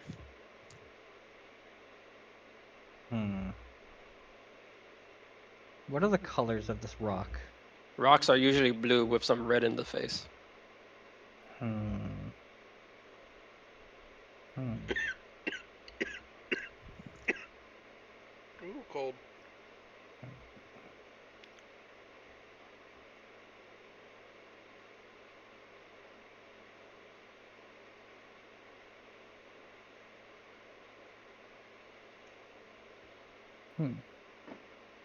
I don't wait. Ow, I got puppy, it. no. Yes.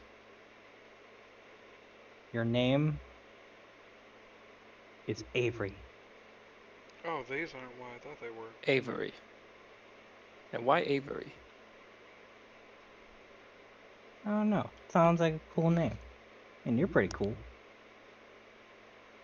I I'll am pick a flattered, small picture of the creature. rock in the Or should I Discord. say shrew?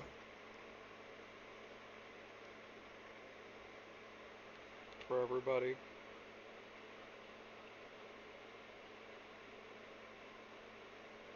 Hello? Oh, sorry. I was expecting you to talk some more. Oh, Well, you're welcome. But in CCRP tell me, Shrew, channel. what is it that you seek in this life? I've met many creatures before. Only met a few that I've ever been able to actually have a conversation with. Majority of them I just feed to myself and my children. Oh. I'm glad I'm not food. You were considered, but you're too small. Oh. Okay. I don't know. My parents were teaching me how to become a shaman, so I have a bunch of nature spells. I'm assuming you're from a nearby village then? Yes, I am. Do not eat them. I will have no such thing. But you don't seem to be too excited to be said shaman. Is there any particular reason why? I don't know. They're making it that it's a big deal, and that they said that only one person become the shaman, and they put that responsibility on me, and I don't want that responsibility. That seems like a very big that sounds like a pretty big responsibility. I see. Yes, it is very hard when we carry a purpose. I bet you wish to be free like me, where I simply just fly above the clouds and look down at all the many creatures and the landmass below me. I may not be as big as no dragon, but I consider myself to be quite a spectacle to witness. Wait, dragons are real? Yes, child, dragons are real. Oh, I fucking love Shrew. that.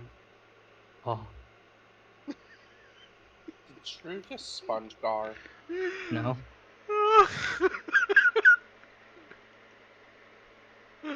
I am laughing so hard. I apologize.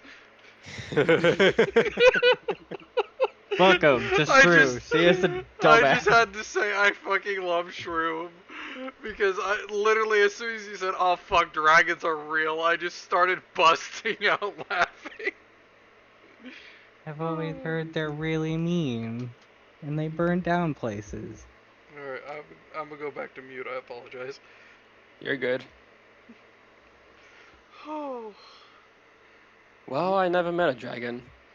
At least not personally. I have run from dragon, but Never actually met a dragon face to face. Though you never know. Perhaps there may be something of a dragon out there where you might be able to converse with one. You're right. Maybe I can give them a name. Tell me, child, would you like to go for a ride? Oh, Maybe. flying on the All right bird then, that's like hop on. America on And they pick you up steroids. with their beak, put you on their back, and immediately you are being sent into the air with them. Hold on tight. Oh no. And you're holding on for dear life. And the amount of speed that they're able to get at such height is astonishing, as you're literally gripping on for dear life. It's a extreme yet very fun moment for you till it goes to black. And then as your next memory begins to take hold, it is the middle of night, and you find yourself afraid, scared. There's fire all around you, and you hear people screaming, "Away, away! The village is lost! The trees! The trees speak of dead! The ends are coming! Run!" says a village elder. And you see the trees start to move, and they take on like a very dead appearance. The bark falling off and becoming more rigid, decayed. They have like these spooky faces as they start to stomp out your fellow frost goblins. Oh fuck! It's Mortal Kombat. She, in a moment of panic, she's tearing up. Just, it's hard for her to not cry right now as she just wild shapes into like probably just a cat and just starts running away. She You're doesn't trying really to care run. which direction. You're trying to run as fast as you can, and all you hear is just the sound of like crunching bark on the ground, screaming, and you're not sure how many of your friends or maybe even your family are being taken, let alone maybe even killed at this moment. What you do sense though is that there's been a change in the magic surrounding your village, and that change has caused the trees to come alive, a very sinister magic, something that's unnatural. You feel it, considering that you're being trained to become the next shaman in line to the village. But that's not important to you right now. What's important is survival. You look behind you, and a tree is chasing after you.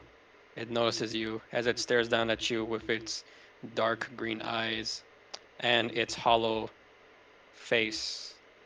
Ooh.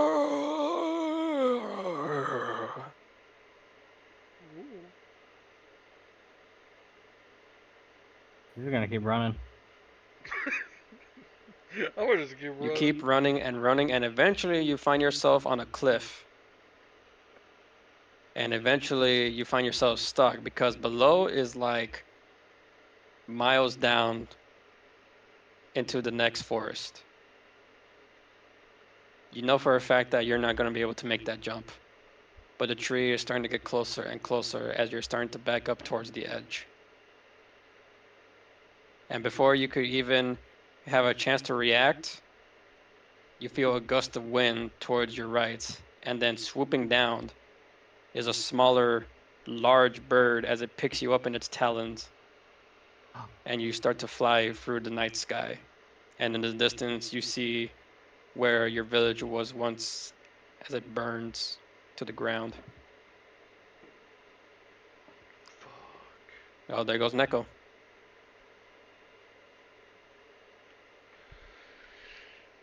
Damn, bro. We all got hella trauma. The amount of force that this bird picked you up with is enough to crush your body. you feel some of your bones get crushed, some of them bruised.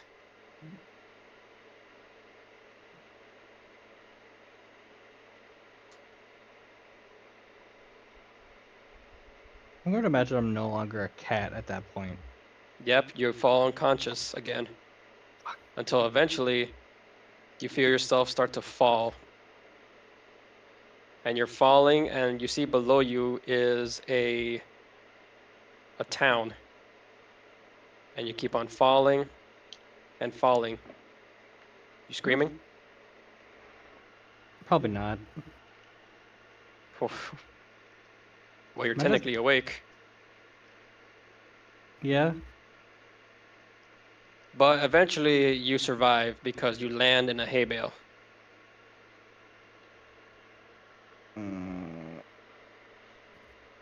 The last thing you see is that bird just fly away back to where it came from. And whatever little bit of that last memory you have with you is what you remember. You don't remember any sort of familiar faces because whatever happened there at that moment with the trees, the screams, those haunting faces, and the immense dark magic that was surrounding you and your people is overwhelming you.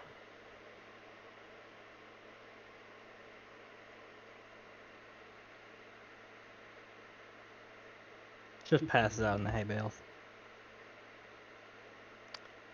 Yep. And that's true, everybody. Oh, holy shit. They got basically Fortnited in. Why the hell is it always dead goblins for Shrew? I was about to say, you fucking really just made Masked Lady Shrew canon in this universe, huh? It's just I mean, I needed to go along with something. I couldn't just go with like, she just gets friends and good berries. Yeah. she could be the good berries lady. Yeah, I mean, she I'm not could have saying she been the can't. nice woman. I mean, I'm not saying she can't be. I'm just saying that no one's not going to go off this session without some trauma. I was gonna be Of course she can. She has the indomitable goblin spirit. exactly. Uh, I'm gonna be all honest. right, I'll let that one Whenever I fly. heard you say, "Oh yeah, she's falling into the town," I was like, I swear to God, if I just drop through this tavern's ceiling, I'm gonna lose my mind. That would have been That funny. would have been hilarious. Family Guy real- Death Pose Shrew. Anyway, before we continue on, anyone need to go take a break real quick?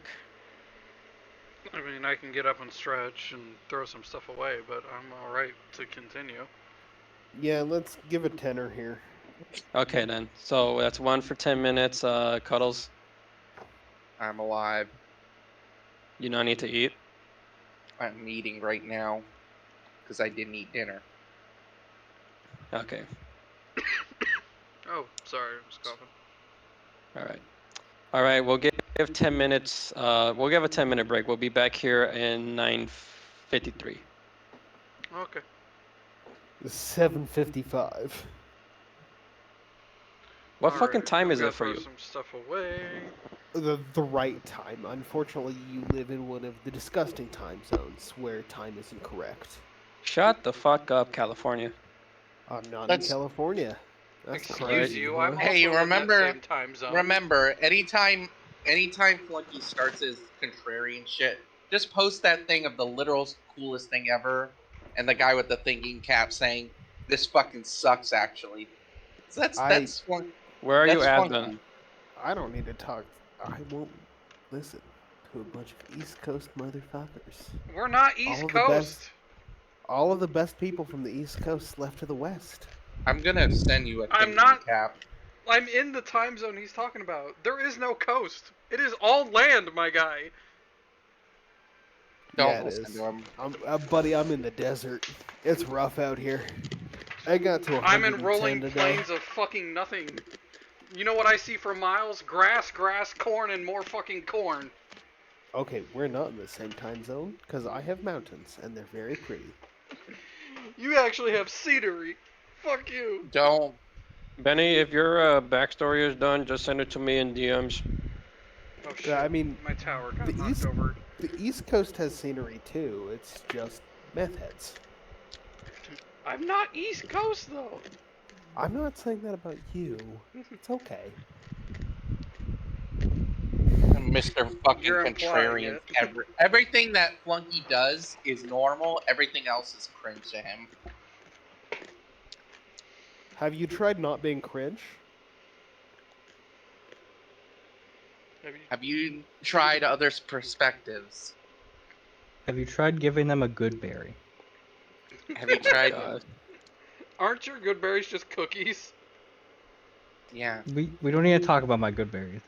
I'm trying to All we need remember. to talk about is I how vaguely if you've given them a good remember. berry or not. So what did we learn today? Everyone has a distinctive flavor of trauma. I think We got family, war, Slavery. slavery, village being burned to the ground. You're an Shrew's anime protag drama, or Japanese RPG. You had the night. specifically Oh Japanese. no, you finished the tutorial. You finished the tutorial town. The tutorial. I mean, this is technically what it is. It's a tutorial town. I'm just sitting there laughing at, but you're not a rock. And oh shit, dragons are real? Fucking. Oh my god. Yeah. I would be lying if I said this wasn't the first time that Shrew has made that comment. What, the rock? Shrew or, has oh, said shit, similar dragons comments. Are real? Both. Oh. Because I had the Listen. same thing with my last, with the first campaign she was in. Not in Fatebreakers, but a different campaign. And fucking, they And lost listen, their you don't need to. minds. Listen, you don't need to play this out as mask lady Shrew. All right. I needed some bit of trauma because I am retelling the story in Oh, my I know. version. Well, which Oh, masked lady?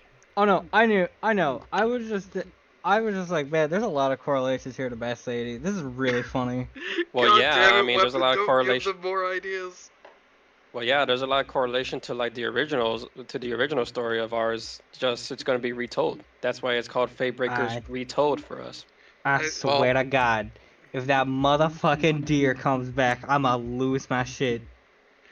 Bring the deer back. My The deer. mod says all you'll need now is the plague / bioweapon trauma, and the collection is complete. The deer that kissed your face is secretly the deer that haunted you in the last retelling.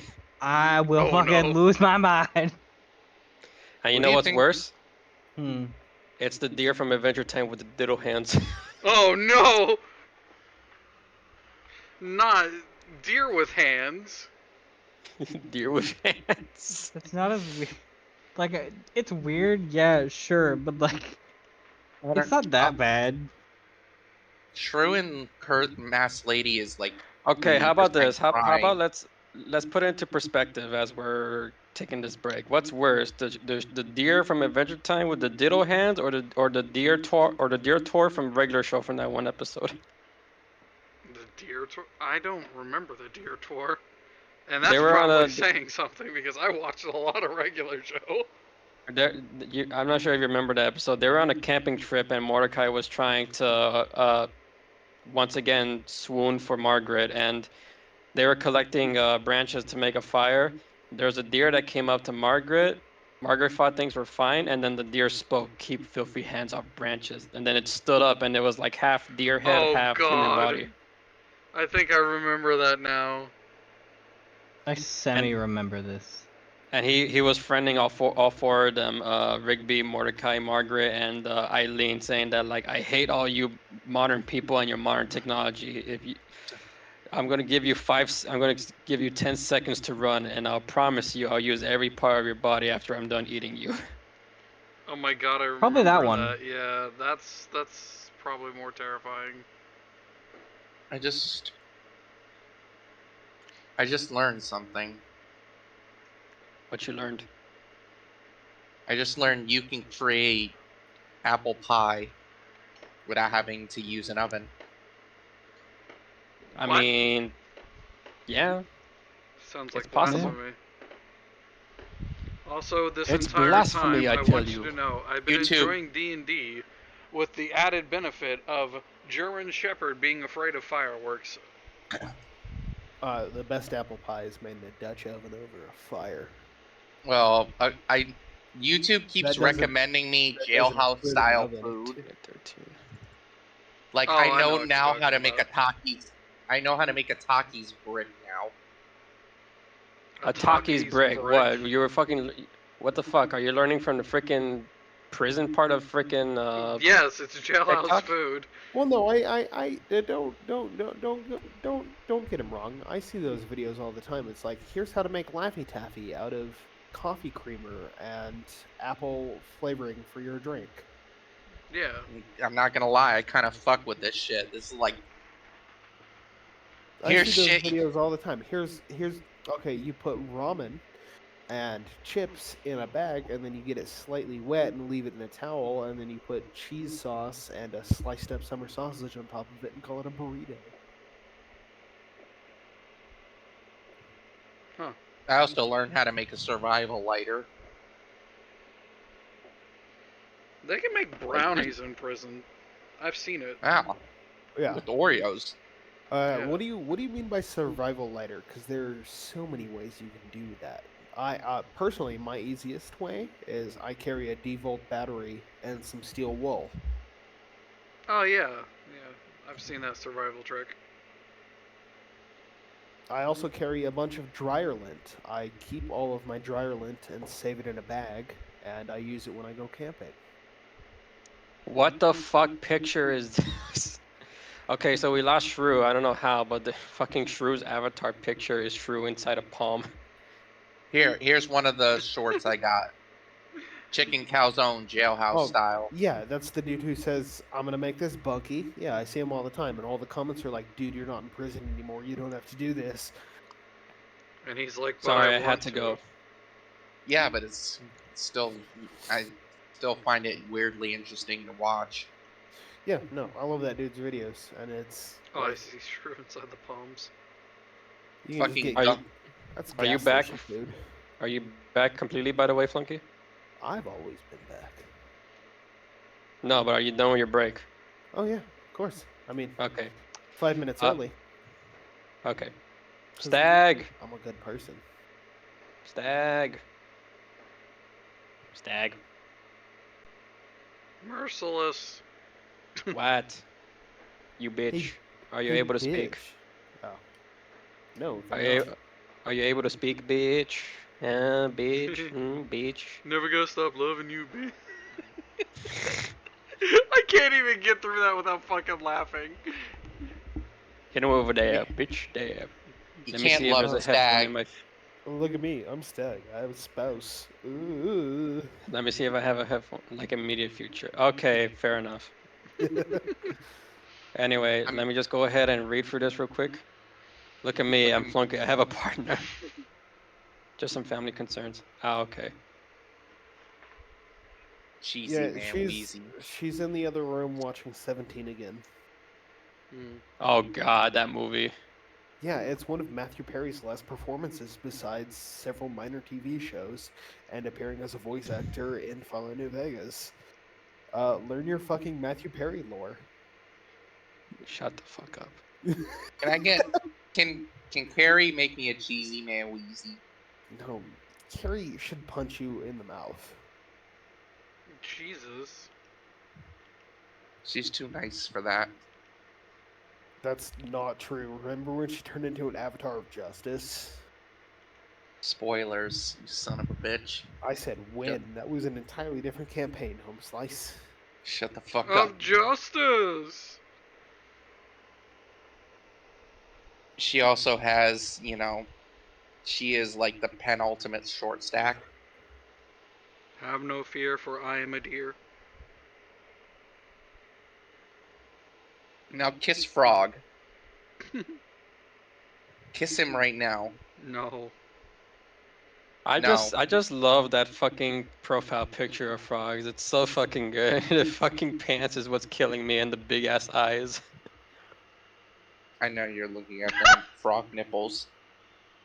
For nipples. I just I already had to click them to see I what you were gotta talking about, and now I can't unsee it. I listen. forgot about the frog Dad, nipples. when Dad wants, they can make purse shit. I All would right, let so Frog hold it while I pee. okay then. And on that note, we are moving on. We are Yeah, moving we're on that moving note. on. All I do right. it for him too. I'm All just right. saying. Okay, Stag. We're gonna start with you. Your last remembrance. Okay. Your last remembrance, Stag. You are but a small child. And next thing you know, you are traveling in a caravan. You know you're traveling on this caravan because you are neglected. Your parents, unfortunately, had no patience for you. And just to keep yourself sane, you hopped aboard this caravan. And a lot of the adult figures here have taken care of you, taken you as their own, watching over you. One of them sits next to you as you look out into the night sky. They ask, "Hey there, little one. Are you alright?"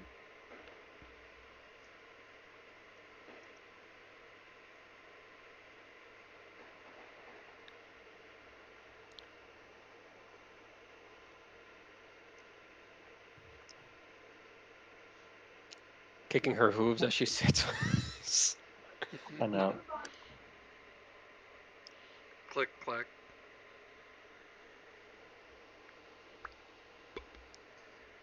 Wait, what happened? Nothing.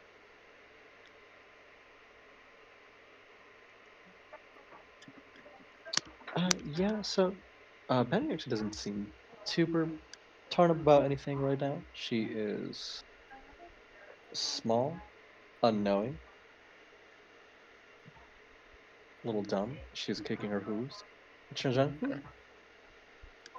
Oh yeah, everything just good. Just kind of See what war crime gets hair just committed done a soon. little braid, and her horns. Well, one of them recently had a crack, but so it has a little splint on it.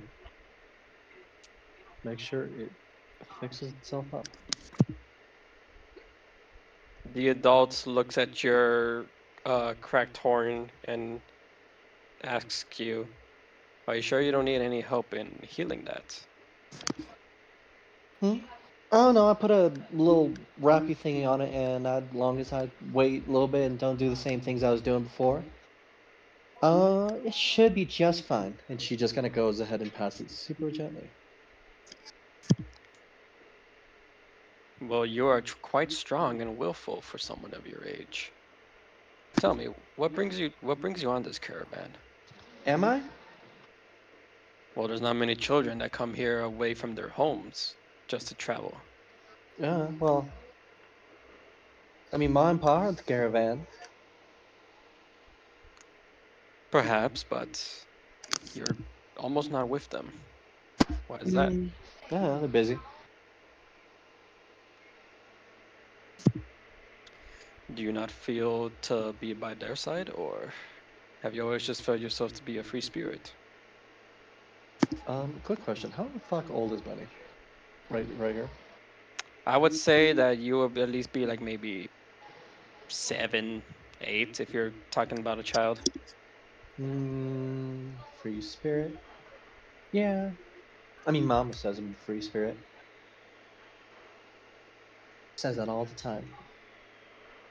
And does she? And hmm? I'm sorry. Go ahead. Well, no, she says that all the time. And well, again, like, they're busy and they're doing whatever they're doing with herb or whatever, herb and all that. And she kind of like pantomimes the fucking pantomimes smokes. And the dog kind of like raises their head, like ah, and then like a very disappointed look on their faces, like ah. That makes a lot of sense.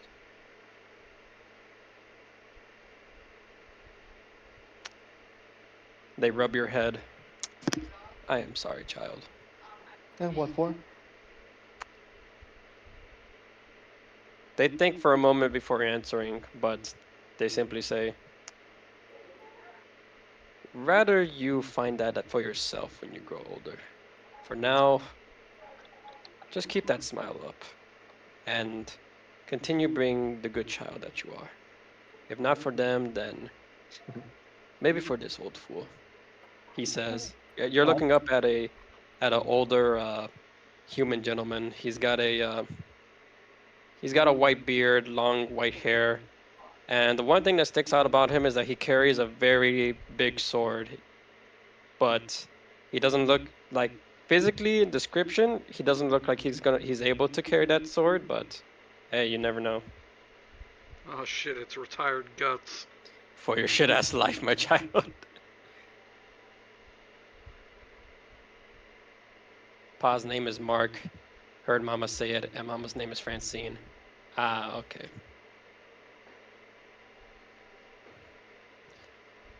Does Benny have a last name or?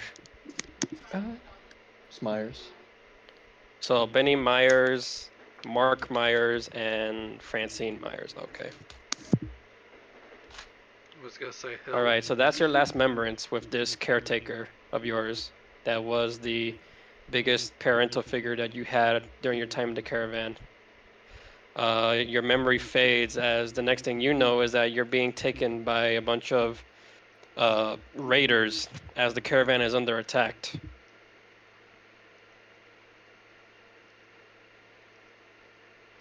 Come here, you little small goat child, says one of the raiders as they grab you by the collar.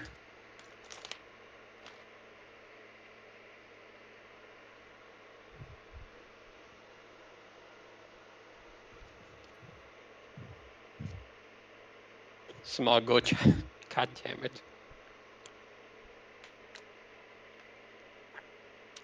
And as you're kicking and crying, as you're being taken, you kick this man in the face, and you got hooves. So he's able to Ouch. feel that with all the force that you're able to, like, ah, you little runt. You broke my nose.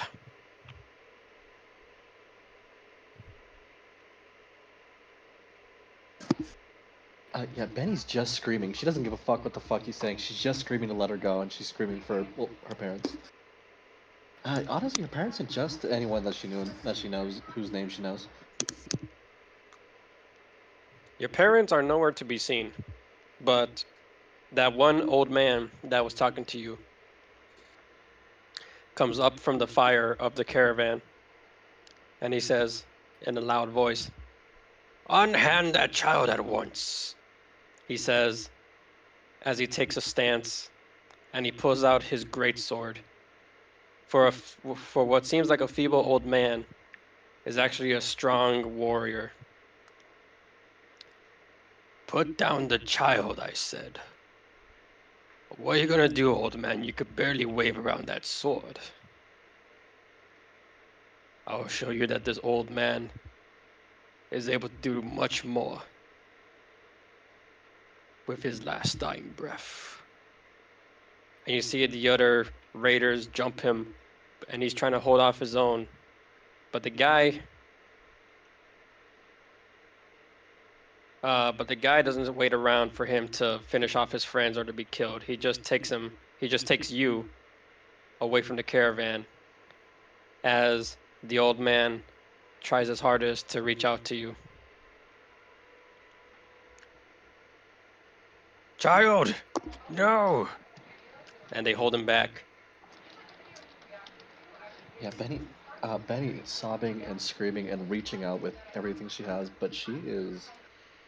Uh, He needs yeah, to blow up. I know she is just. She's. She's just not really any match for any grown ass, raiding ass adult man. Yeah, just el- elbows, knees, kind of just as much as she can. Depending on how he's holding her, she's swinging her head back to try to fucking stab him with her horns. As you're trying to wave around, he grabs you by the head and then slams you into a nearby tree, and you're unconscious.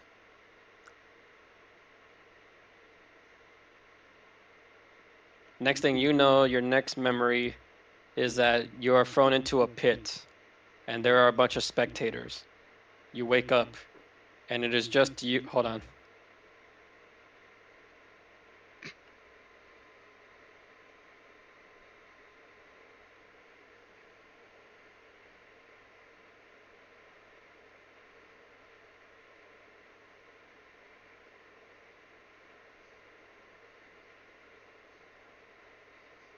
Oh. Everything okay? Yeah, give me a sec. Okay.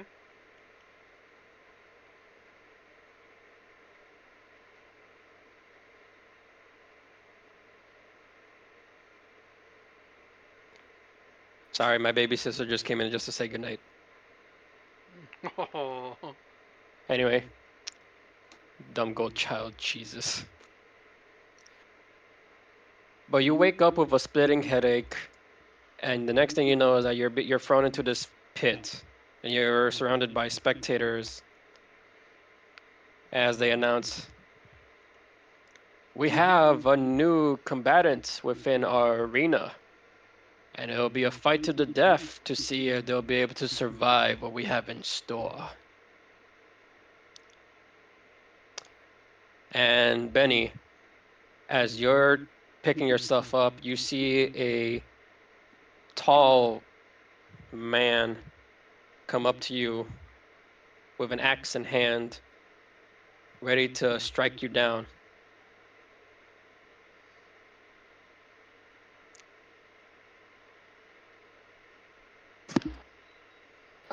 Was she given anything?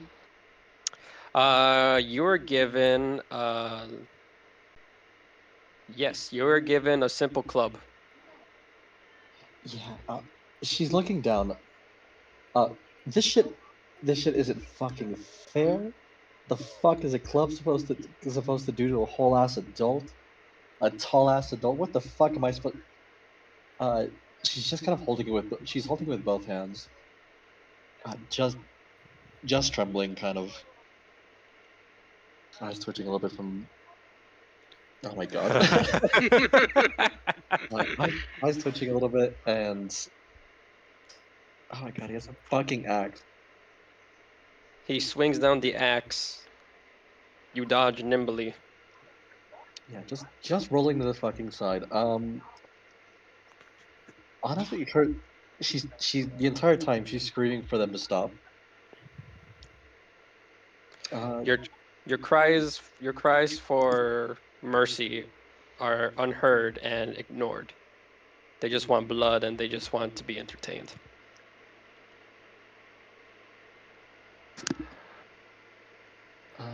And plan number two on living to get back.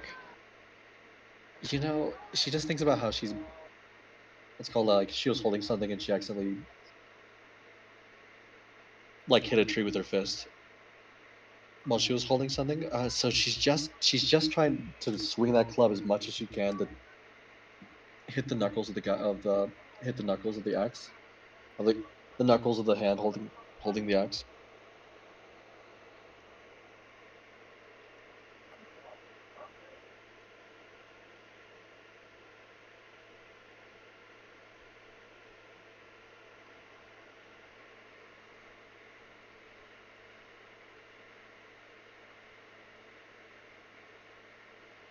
All right, so you dodge, and all you could do is dodge before eventually, after a couple of like brief whiffs of this guy and his axe, this guy looking like malnourished and tired himself, you connect with his head with the club, you cave it in,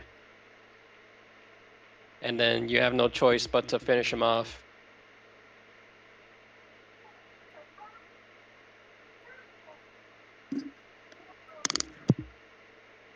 For fuck's sakes, Trucky. Bunk. And as the spectators cheer you on, your life will be like this for a good couple of years. As you continue to fight for your life, to continue to stay alive while becoming champion of this death pit that you've come to find yourself in. In the pit, try to love someone, fall with the ball.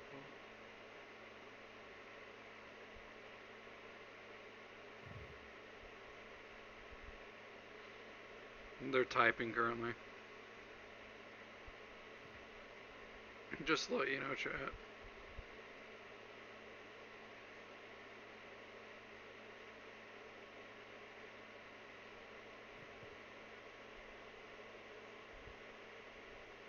I think Stash should simply pull out a gun.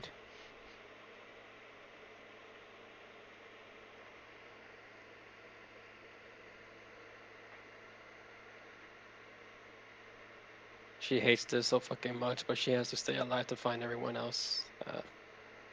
Yep. So now you're grown older. You're much more stronger because it is for your survival for you to train your body in order to become solid as rock. Over time, your horns have healed. The cracks are no longer there, but they're still a little bit sensitive. Strong 14-year-old. Yep. For your time being.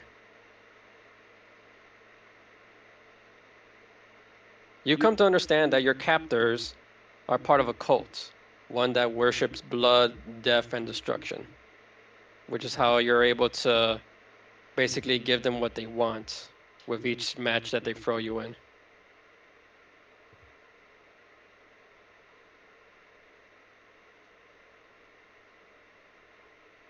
Jesus, we got so many. Next thing you know, your next memory will be you trying to escape. You don't care to save anyone else, just but your own son. You spent too much time here through the years of fighting, and you kill a couple of guards as well as some people who seem significant within said cult. It's chill though, nuh-uh. You let out your anger, you let out your anger on your captors, trying to kill as much of them, but we're taking some shit from the significant members. A little bit of light murder. Yes, as you be using a spear, okay. So that's your weapon of choice is a spear. As you begin to run, fuck these horse. As you begin to run and take out everybody that comes across your path just to reach for that little bit of freedom.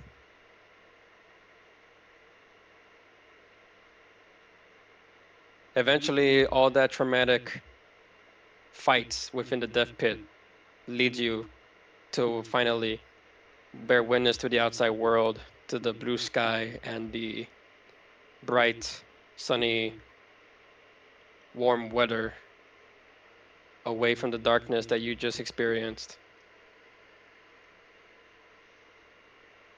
Fast forwarding again, you come across your parents once more who are living their best life, not even so much as worried about where you were. They had survived the initial raiding of the caravan. Benny's throwing the hell up as soon as she was somewhere fine. Ah.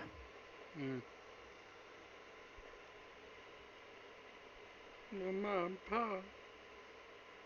But Ma and Pa, no fucks.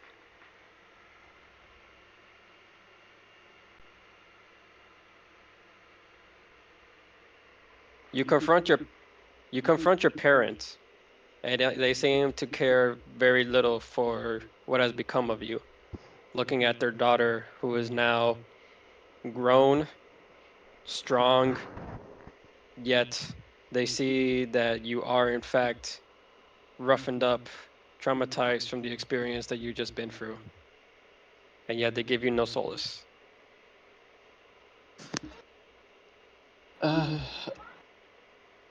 What? I mean, what the fuck? What? What have y'all been doing this whole time? What do you mean we've been doing, child? We've been expanding our business. Oh.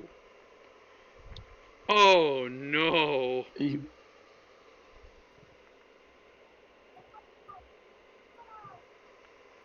um,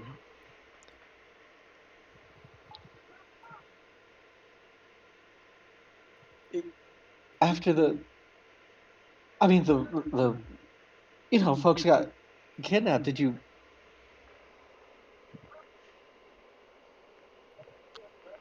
Did we try looking for you, is what you're trying to say? Yes. For a bit. But then we had to focus on other things. What the? And I thought my parents were bad in this story. Honestly, she's kind of shocked. She wants to say very many things, but she kind of just pauses for a second and just uh, grips both fists. All right, that's yeah, that's fine.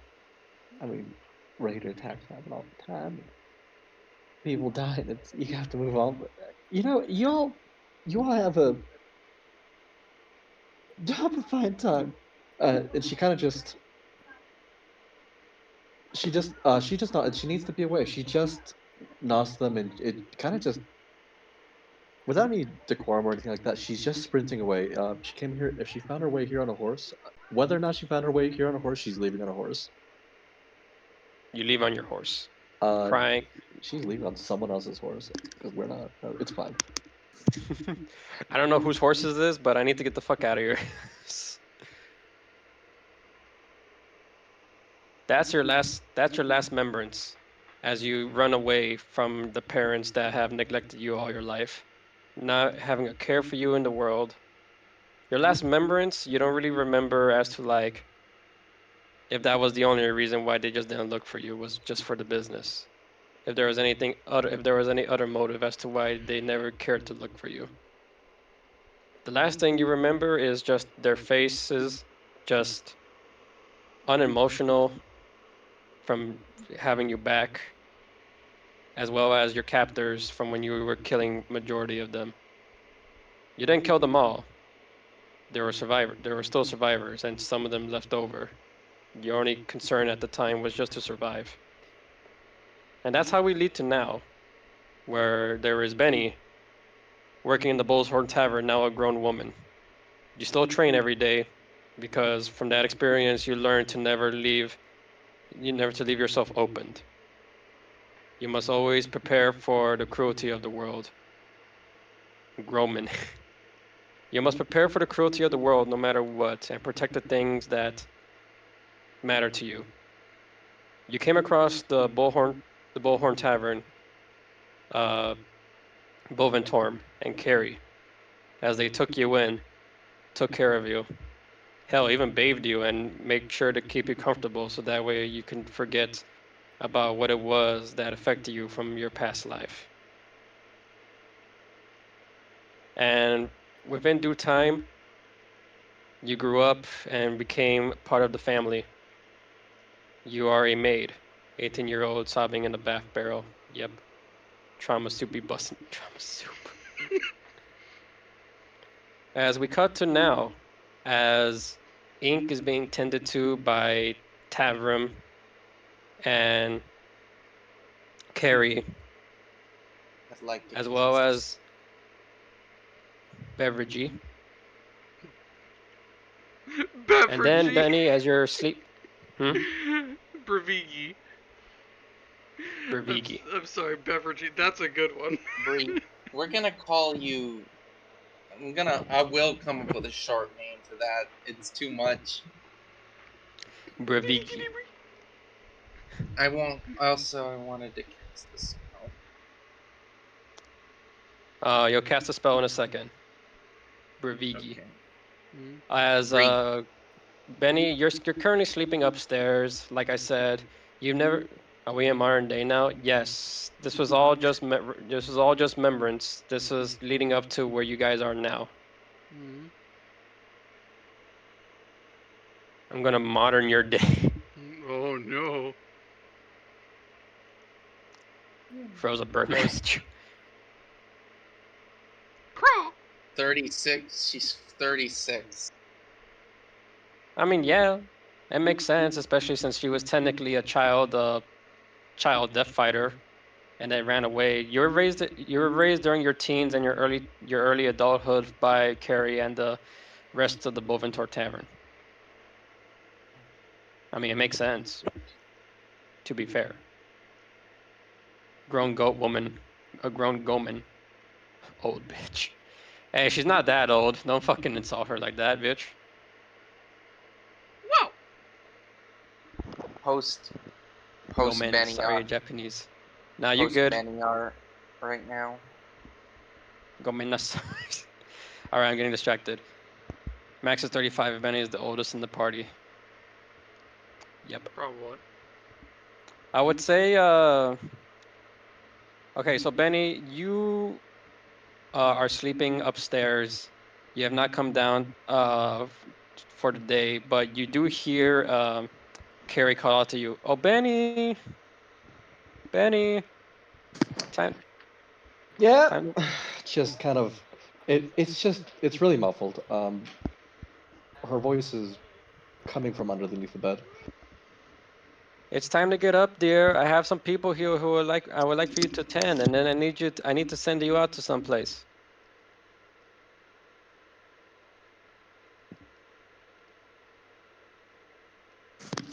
Yeah. Benny's honestly normally up early, but she was up late as shit doing cleaning this and that. And just kind of looking around, she realizes what fucking time it is. She realizes what fucking time it is, give or take. There's some way, shape, or form she can't sleep in a room with a window. Ah, she's not used to. She's used to being enclosed. Jesus. No, she just doesn't want to risk anyone coming in, so she can't sleep in a room that's Ah, right. Okay, that makes yeah. sense. She lives in the basement. She lives where the fuck doesn't have a window and sleeps under her bed. It's fine. Under her bed. Okay.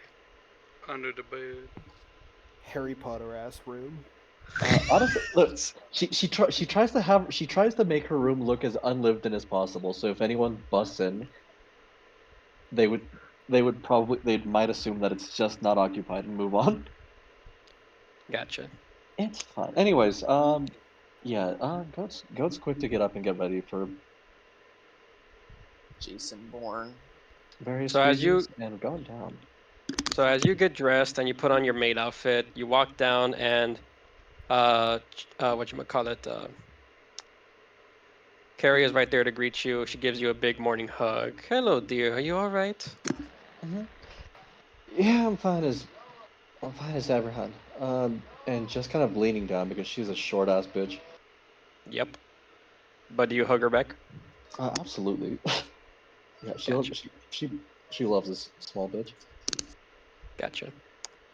Oh, Benny, Maxalon was just here. Tavern is also here. Maxalon currently is taking an automaton to get repaired by Boventor's son. I will need you to accompany them.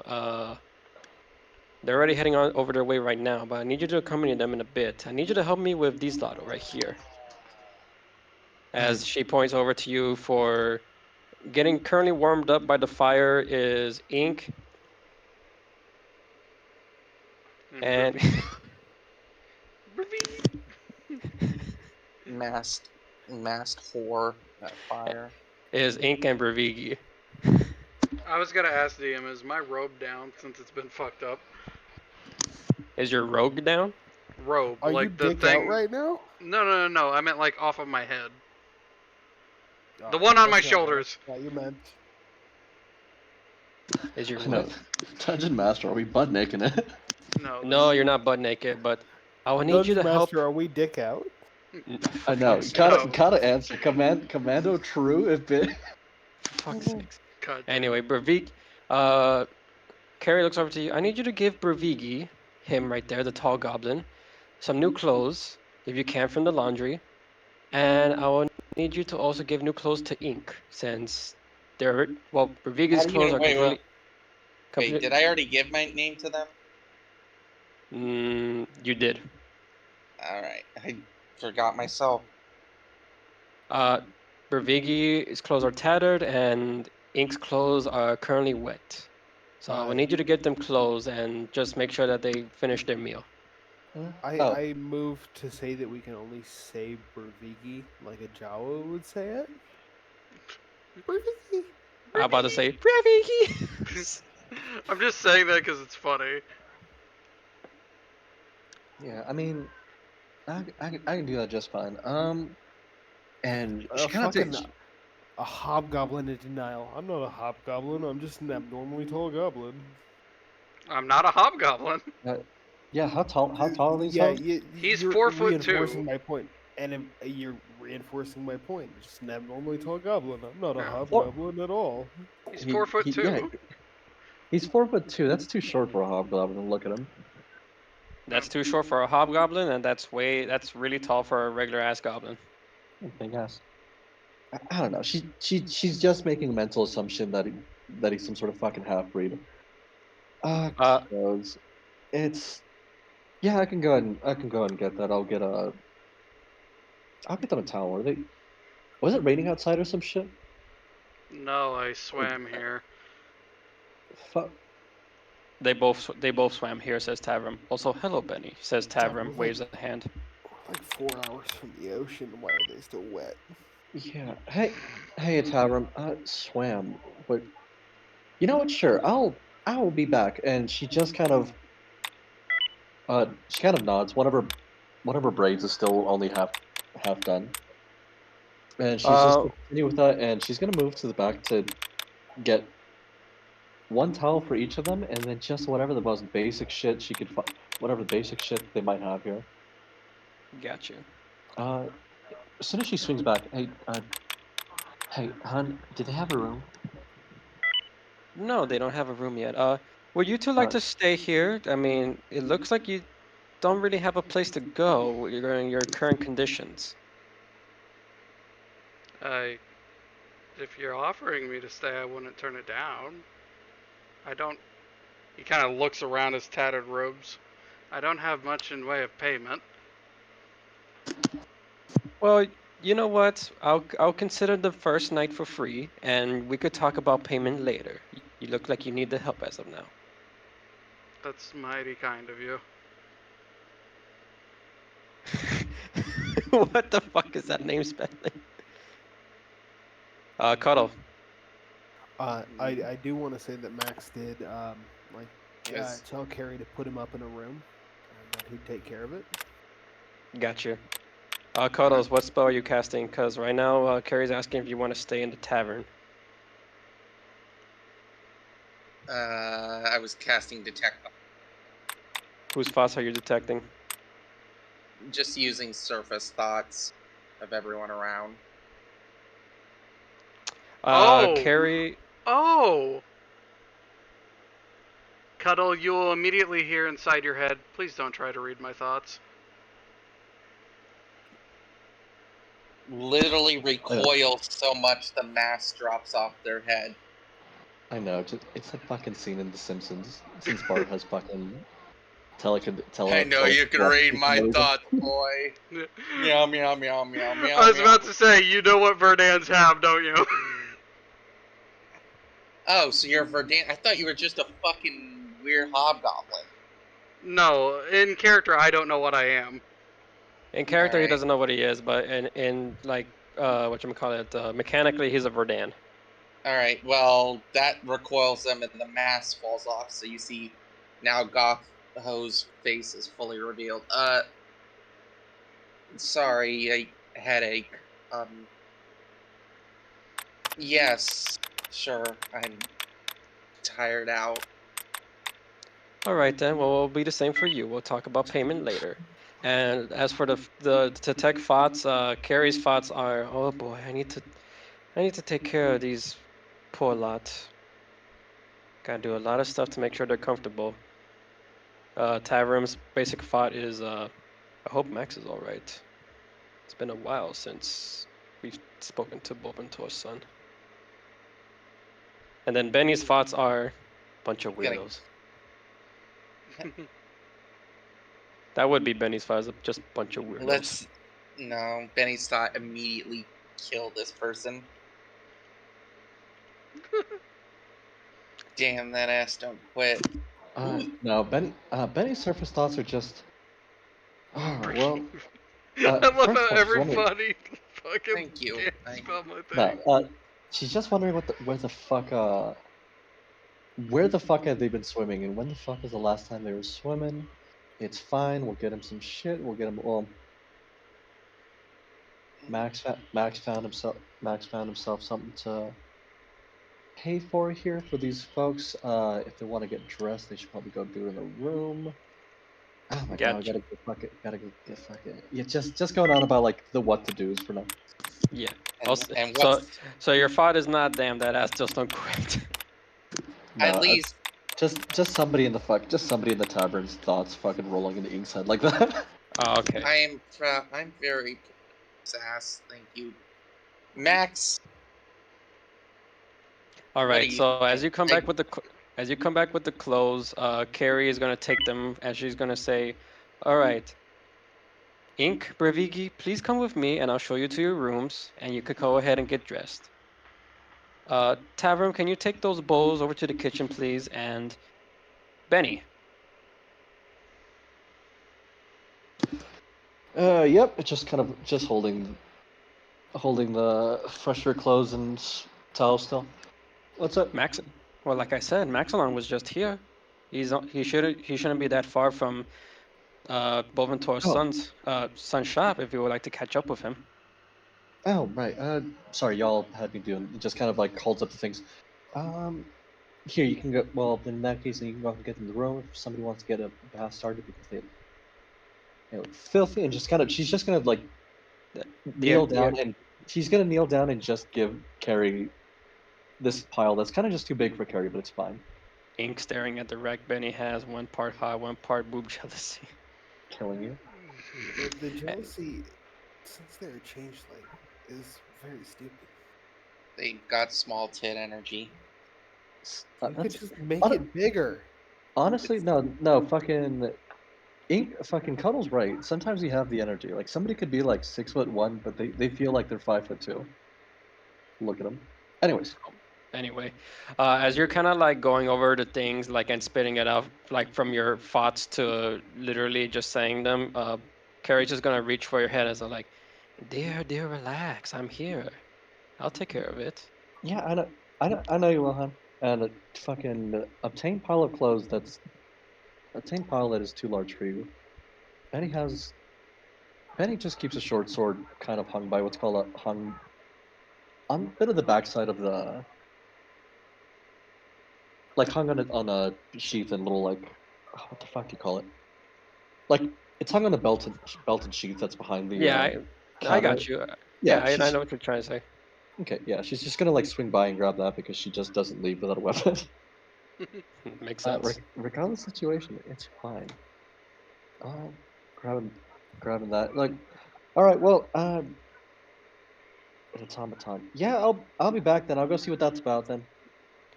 All right then. Well, hurry on, and come back safely. Mm-hmm.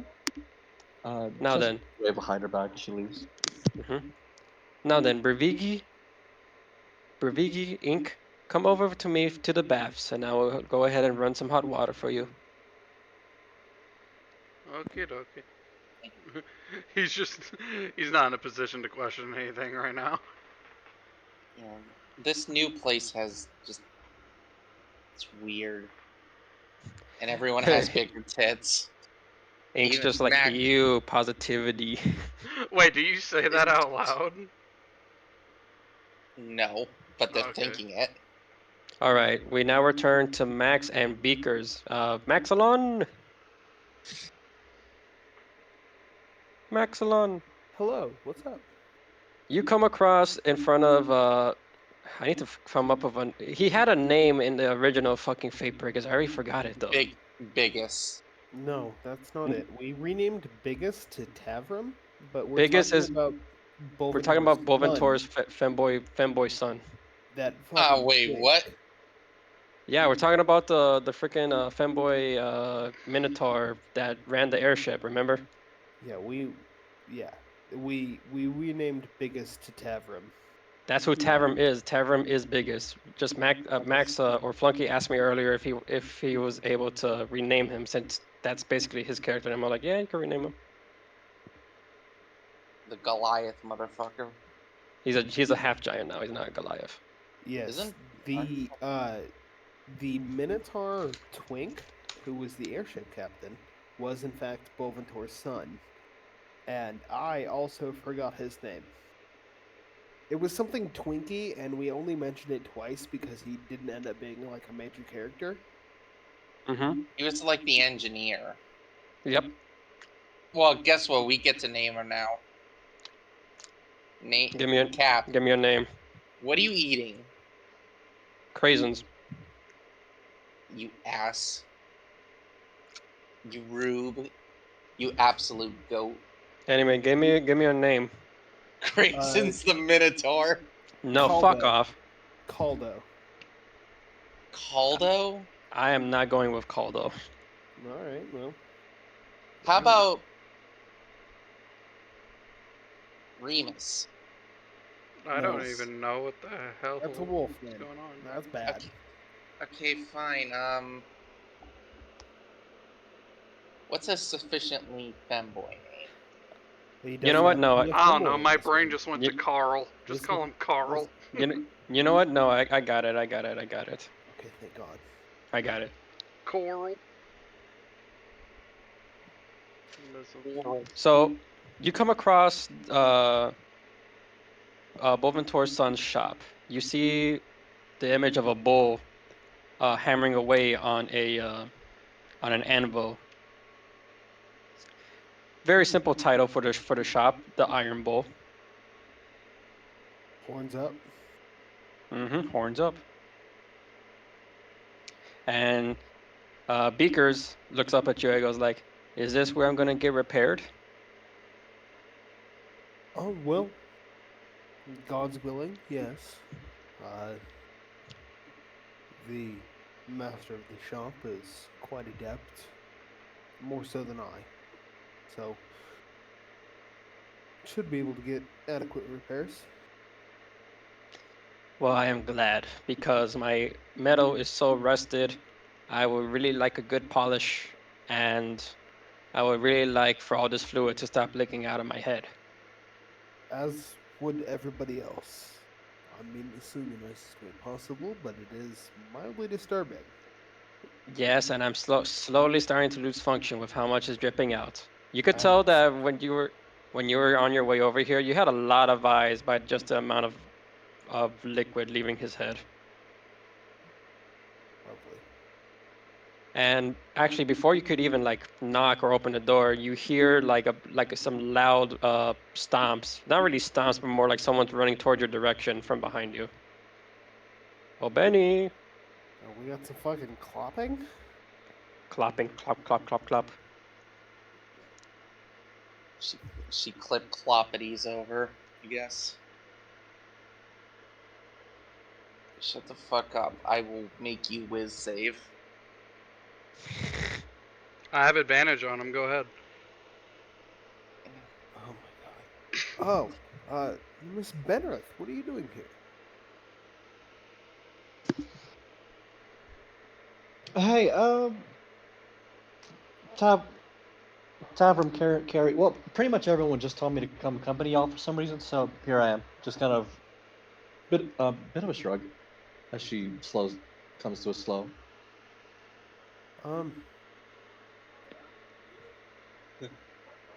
Okay. All right. She sent you over because if you wanted to like meet him again, because it has been a while ever since wartime, basically. Yeah, just on an errand, and she kind of like pauses for a second. Well, Miss Carrie Also- fancies herself a matchmaker, but You redheaded ass bitch. Also, haven't seen Haven't seen you in a. How fucking long's it been? It's been about a year and a half, Miss Benruth. It's, it ain't too long, but a whole lot can happen in a year and a half. Maxilon, who is this? Fuck us. This that was this is Beaker. I brought him here to get repaired. Beaker, this is Benny. She's one of the barmaids at the Bull's Horn. Pleasure to meet you, Benny. I am Beaker 1000, but you could call me Beaker. Reaches out their rusted hand. Are there 99 others? And she just sort of tentatively reaches over and gives a firm enough handshake. I'm assuming you're trying to say if there is 999 others of me, but no, there's not. There is only one Beaker. What? Sure, that's fine. Well, nice to meet you, Beaker. I need repairs. I'm leaking. I can And tell. then you see, and you could, and as you shake their hand, there's a little bit of whatever brain juice is leaking onto your hand. Where? She's wondering why the fuck it's leaking onto the hand from all the way over there. It's squirting. Oh Lord. It's fine. Yeah, you know, it might be. Honestly, it might be real pressing to get in there and get that patched up. And she kind of takes her hand back, and the apron just always has at minimum like 3 rags within the fucking waistband, and she's just pulling one of them out and wiping her hand. You absolutely know how Max is. He pulls out a handkerchief and offers it to Benny. Oh. Maxilon, honey, you can't be darning up a nice handkerchief with. What? She, Then what's she's the about point? to. What's She's the about. point of the damn thing then? I don't know. Less suspicious fluids. She's just so fucking hesitant to like sniff this, but she's so fucking curious. Sniff this. Yeah, like she put it. She was about to raise to her fucking face, and then she paused and she's like, "No, no, I'm not doing that." But you know, fine, since you insist. Since you insist, and she puts the rag back. She puts the rag back on her waistline and takes that handkerchief to wipe brain fluid off her hand. Oh god, it's monogrammed. It has MZ. As much as I, in the as much corner. as I appreciate and I love reunions, I would rather I get repaired right away because I am going on half empty right here. And you shall. And he pushes open the door, the little bell ringing. You push open the door and you walk inside. There's no one at the front counter yet until you hear a voice coming, slightly annoyed, also a mix of high pitch, and you see walking out in shorts and a tank top, but still with like those whatchamacallit,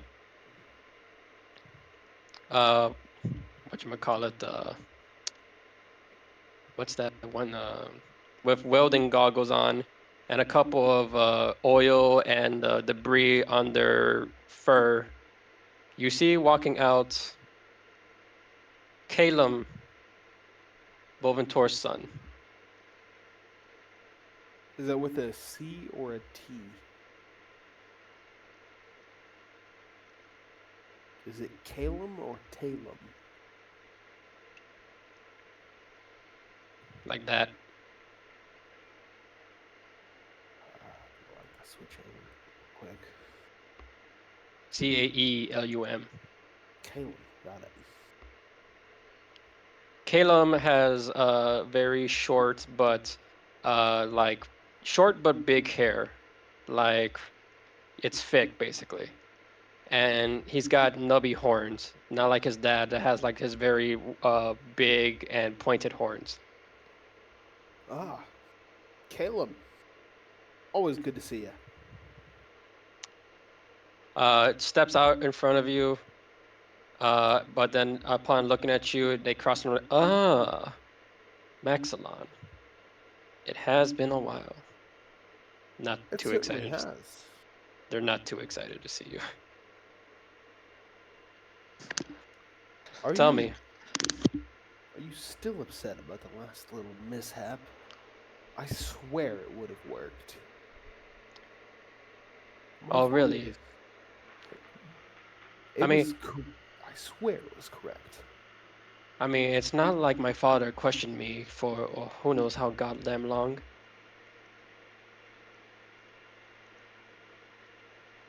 But anyway, I didn't tell you to take the blame for that one.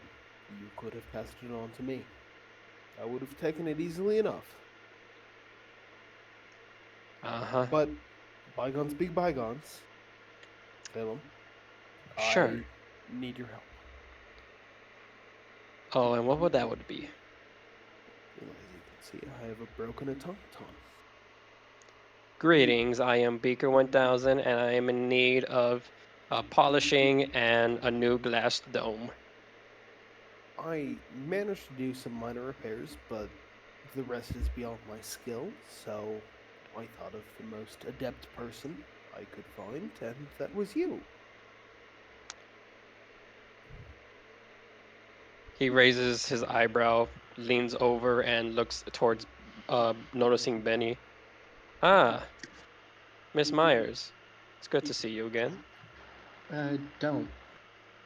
Benny's just fine. All right then, Yeah, Benny. she just doesn't. She doesn't like the name Myers. So there's two people who don't even like their family name. Got it. I have I reason. mean, you can't be saying that with any sort of surprise. I'm just giving you shit. It's fine. Anyway, uh, tell me, my father giving you any trouble, or are you doing just fine? Is he even around the tavern these days? Oh, you're. He's he's doing fine. Um, shows up when he shows up. It's honestly fine. Figures. Anyway, I guess I could help you, but in comparison to last time, Zarestri looks over to you, Max. You owe me. Well, I'm fully willing to pay. Name your price.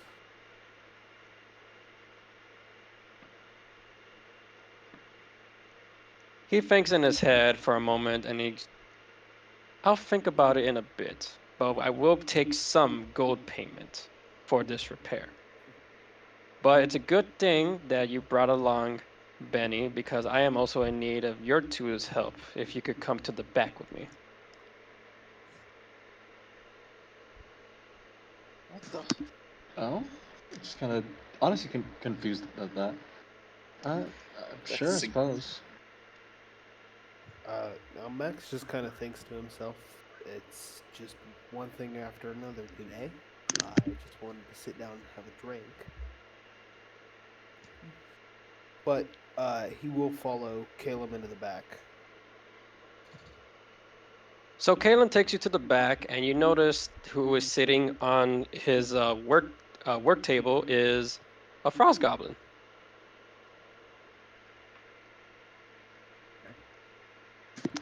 A whole lot of She goblins today. she has her head bandaged up currently, and as well as her ribs. I found this frost goblin inside a pile of my hay out and back. I don't know how she got here, but she was in really bad condition, and I will need you to help heal her while I tend to your friend here.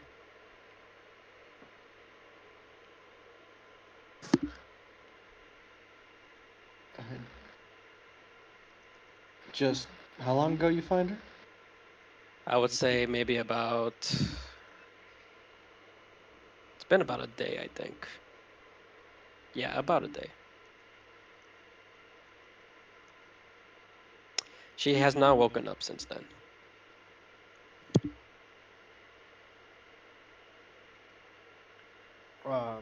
I'd actually like to use one of my skills here.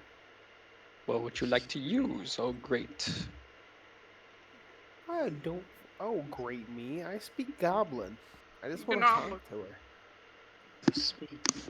Well, you could currently see that she is unconscious. She's stable, but she's unconscious. Can I Now, do a medicine check? go ahead. Do we all speak Goblin? I do. I don't. I don't. That's a dirty 20 on the medicine. All right, so with your expertise, well, not really expertise, but you know what I mean. With your knowledge of being out on the battlefield and having to mend some wounds during your days as a soldier, Battlefield you medic. go ahead and kind of go over the injuries, and you apply to the best of your abilities with whatever Calum has around in his shop. Calum just flat out tells you, "I'm no medic, but I have some healing items around here. So whatever you feel like you could use, just go ahead. Well, You then jump up on the um, second table for me. yeah, I've done a little bit of field dressing, so I might be able to restore something. The gods above willing. You make a couple of rubbing concoctions and you rub them on her stomach and on her forehead. That way, speed in the healing process. While at the same time, as Beaker jumps up to the whatchamacallit,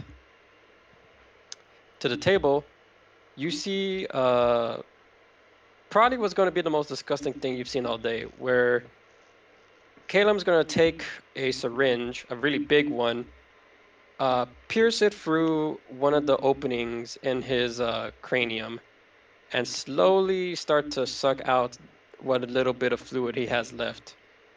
Ew. Like we haven't seen a battlefield cerebral extraction before. Can Ink finish bathing and come down in only a towel? Yeah, if you're fine with that, I guess. Yeah, sure. Anyway, They don't know where the fuck they are, man. then just stay there. Anyway, uh, and you see Beaker's me like, oh, I'm not sure about this, and immediately just power down. Don't worry, it's part of the process. Caleb says as just nonchalantly they break the cranium with a hammer and then take out the brain. We trust Caleb. This is what he does. Brain I'm transplants? I'm not a fucking doctor, and he knows what he's doing, so we'll let him do what he does. And a separate beaker, an open beaker, he leaves the brain and the juices together, and he lets them A beaker for the beaker? a beaker for the beaker. Okay. Yes, a pun. Uh-huh. Fucking It's laugh not at a, me. that's And he not a fucking pun. Hardy har har. It's irony is and he what goes it is.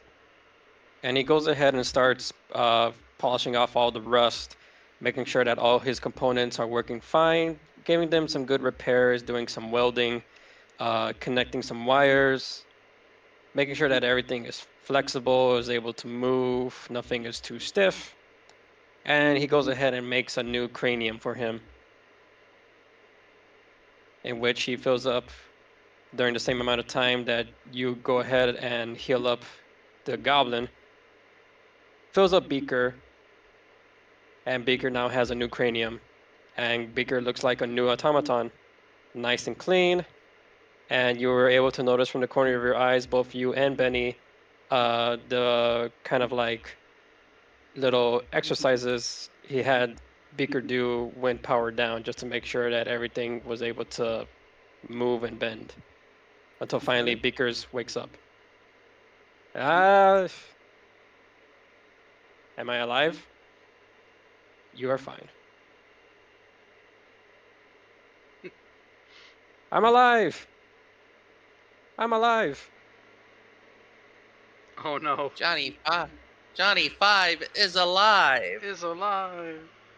I was about to say, is he stuck just saying, I'm alive, I'm alive, I'm alive, I'm alive? Passed away. How do I look, Maxilon? Benny? Do I look like a new machine? Max glances over his shoulder as he's working on this frost goblin. Oh, you look damn prim and proper. Yeah, definitely, Awesome. definitely a new machine.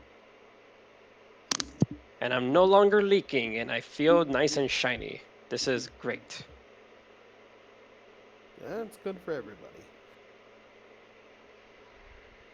Maxilon, first part of the payment is 25 gold. If you could wait a moment. My hands are kind of busy at the moment. I will pay you. All right. But just give me a moment.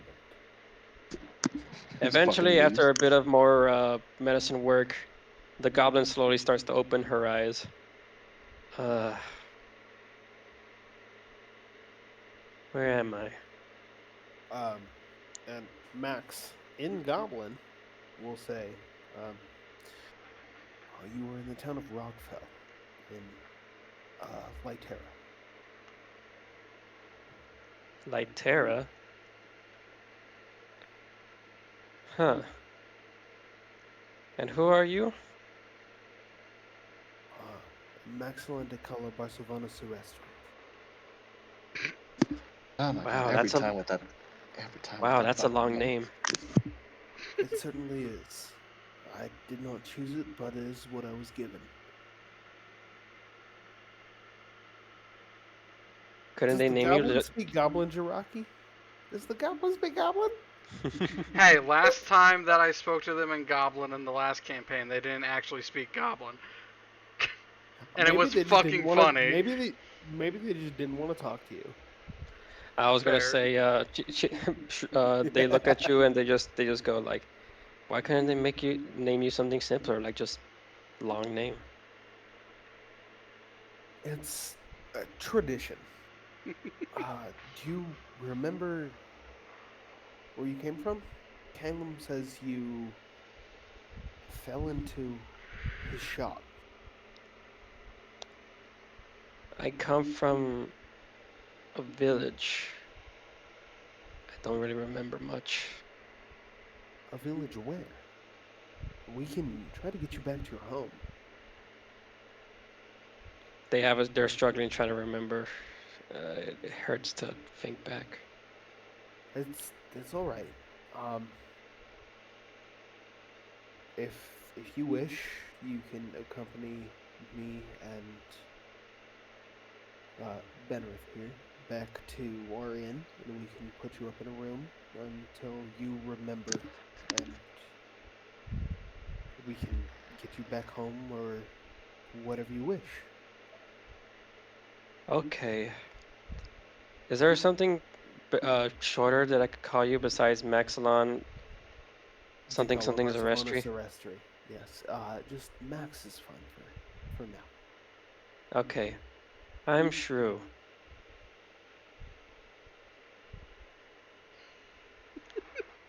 I'm sorry.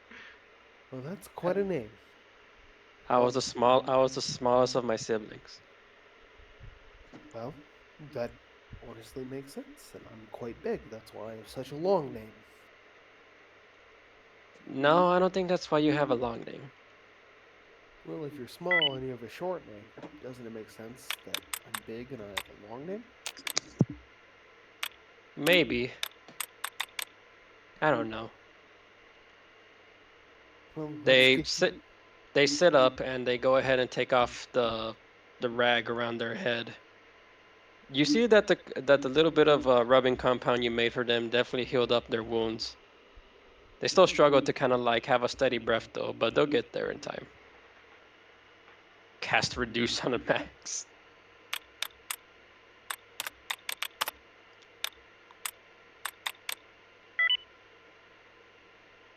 Well, this certainly has been a day for you, has it not, Maxilon? it.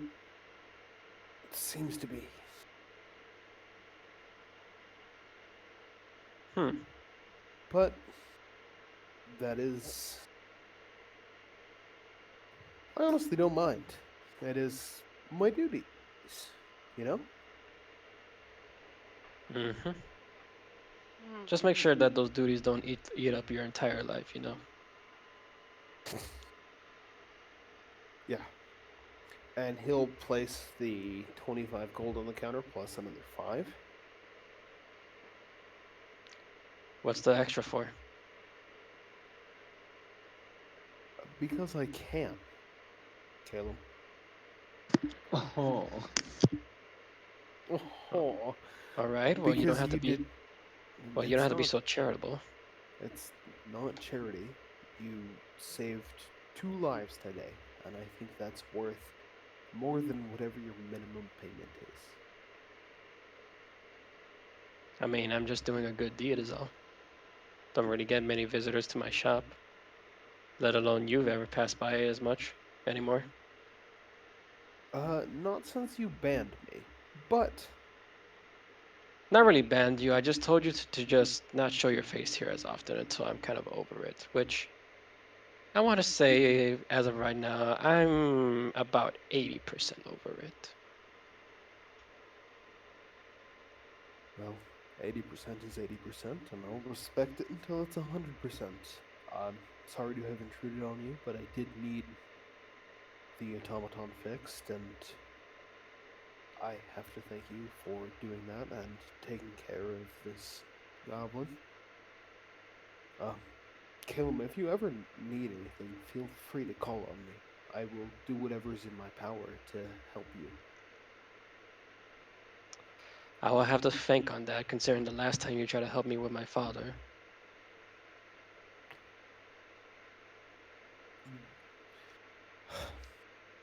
I tried. You know, the saying stubborn as a bull comes from somewhere, and I swear to the gods it started with your father. Sure. But we'll save that, like I said, for a different time. For now, I'm gonna go ahead and close up shop, and if we're gonna head back to the tavern, I'll go ahead and accompany you on this day, I guess. Well, let's push it to 90% then. I will buy drinks. All right then. Well, let's go then. Uh, Benny, are you off your shift? No, I don't even know if I'm on the shift. I Well, first I first thing doing waking up is handing over a towel and jogging over here. I will have a word with Carrie, and we can all have drinks. I'll even buy Carrie one. She won't take it, but I'll still buy her one. Yeah, no, What drinks? she absolutely will not. What are drinks? Says You Shrew. can't you can't be serious. Just looking down. I mean, what is that? I never heard of that word. I mean, is it just water? Is it It's, juice? it's, no. And And I also don't feel like I should be responsible for getting you drunk for the first time, so wait, no, if you know about water and juice, then you know what a drink was. There wasn't Well, I any. might, well, I might know what it is, but I never heard it called that word. What, Juice. like Benny just froze her brow and looks down and kind of like it's. Never mind. can I, Fun. since I Yeah, know Goblin, would I know the Goblin fucking word for alcohol? There's not really a word for alcohol. I mean, they know what Grog alcohol is, but it's just a slang. So you're saying drink. They don't call it drink. They just say alcohol, liquor, or wine. or glug glug. Okay. Oh, I Hey, thought they what, called it that's grog. that's racist, Cuddle. Cluck, cluck. Is it? What the fuck? Uh, liquor. True. Oh, I I will just buy. became. I I will just buy became of us. age. I never had that before. This is somehow even more uncomfortable than before. Beaker looks up to you like, why do you say that? well, let's just go. Okay. Yeah, let's. I think a Let's. drink. I think a drink is just well in order for anything I. right now. It has Caleb been Caleb like. walks past the both of you, and he just goes, "You two are thinking too much. Let's just get going." Some of us have responsibilities, Caleb. I was hardly thinking about anything. So all of you return back to the Bullshorn Tavern after Caleb closes up, along with Shrew, who you're now finding out is a legal adult in Goblin Age. I don't like that she said that. I don't like how she said that. Yeah, I don't like how she said that. I hate it. It reminds me of that fucking meme. That it's a tweet and it's like fantasy bartender pulls out a large book of all of the ages of different fantasy races. I mean, So didn't he Benny can just do drink or that not. with the last retelling of this when Neko was running it? So you're Maybe. 18. What does that make you in Goblin?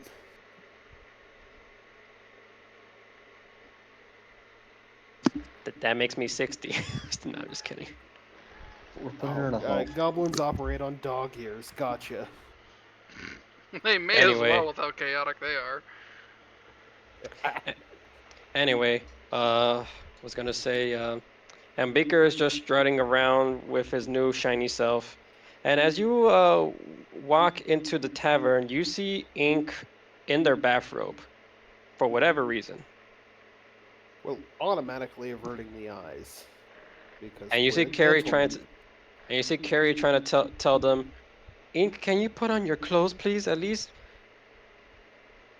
just your pants. Braviki has all their new clothes on. Why not you? They didn't work for me. What do you mean that didn't work for you? What's wrong with your clothes? I like black. Do you have anything in black? I mean, we could look for something, but can you just stay in your room and not walk around your towel? And there's a lot of averting eyes, or not even, there's like a portion of averting eyes and a lot of just sickles staring at you. Max takes Barriga just 5 shakes his points of head. damage from cutting himself on this edge. Yeah. Hi, Max. Alright. Ravigi, good to see you awake and dry. Yes. You see Tavern by the bar just trying to hold his head. He's like, I'm actually glad you're back because this is talking about ink.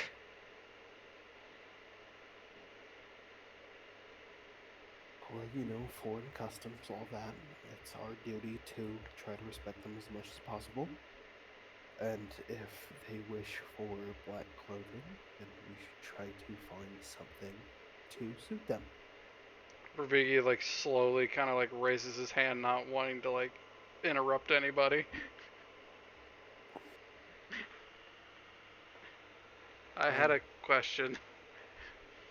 I'm not going to call on you like this is a classroom, but yes.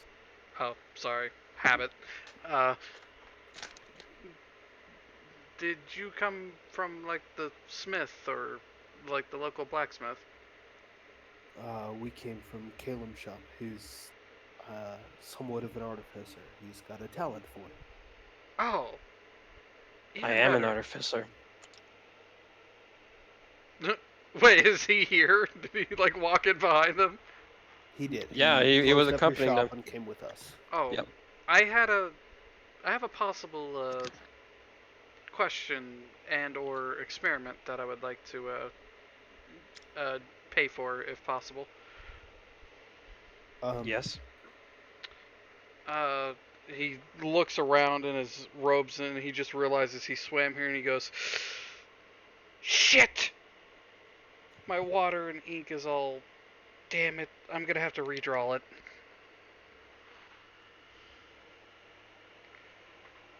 I mean, don't worry. Carrie takes care of things just fine. She'll take care of you. Uh, Indeed, I will. And it's also good to see you, Caleb. I haven't seen you around here in a bit. we'll get you ink and parchment, and whatever Caleb asks, I can provide the coin for. So, I did find my coin purse whenever I was up there. For now, it seems that I guess celebration for Maxilon is in order apparently, so that's what I've heard. And also for all you newcomers here. Oh. Carrie, I would prefer not to. It's not something that needs to be made an issue of. Oh, come on, Maxilon, says Carrie. Bravigi just kind of cocks his head. Why would celebration cause issue? I don't like the spectacle. I don't believe Oh. in. Okay. Okay, well, how about this? I make sure to make these while you were away. I make sure Tavern not to drink ahead of you. And she has the barmaids come out with like tray after tray of drinks. They're about like 6 trays filled with 12 drinks each. Carrie, you know that's an unfair challenge. He's a half giant and he can't even outdrink me. Well, I wasn't planning on making it a challenge, old friend, but if you're really insisting with those words. He says that he takes a drink. How about we just enjoy the night? We've got a long road ahead of us, and I don't particularly want to wake up in the middle of the road again, especially with a headache.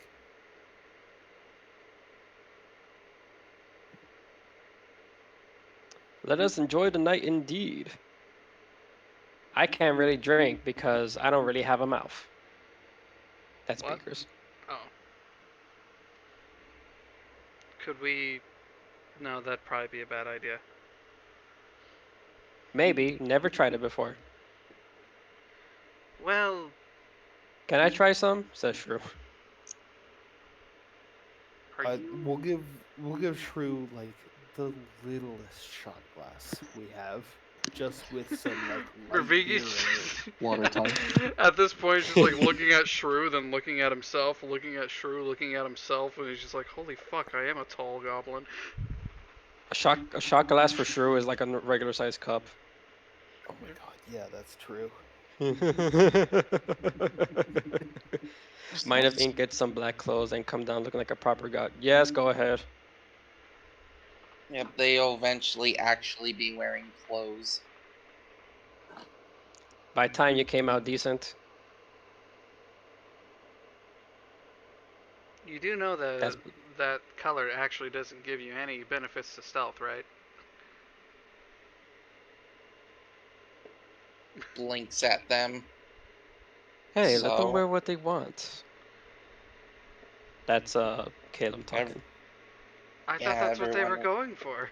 He just shrugs. Just everyone wears black where I come from. Oh. Fair enough. Shut up, Jonathan! Who the That's one of his is dogs. Jonathan? Don't worry about it. Yeah, it's one of his dogs, I'm guessing. No, so you all enjoy. No, you know exactly who Jonathan is. I DM'd you about that. No, I don't remember. Anywho, No, I was talking to Cap. So you all enjoy some drinks, depending on which of you are going to be drinking. And you're enjoying your time. Not heavily. We're just kind of sipping and pretending we're drinking way more than we are. I'll actually take a drink. I'll have a drink and sit next to Matt's. I'll sit to and then all of us, whoever. And then all of a sudden, as all of you are enjoying each other's companies and just you're exchanging some small talk, not really getting too personal with each other, considering the fact that everyone just got into town today. Either that or they just got to be acquainted with each other, all of you. You hear you feel rumbling beneath you, an earthquake. Does it make is it like a hard earthquake? It's a hard one. Carrie's having to like hold the bottles, don't make sure they don't fall on the floor. Why is the ground shaking? Max is going to grab whoever is closest to him on either side. That would be Benny and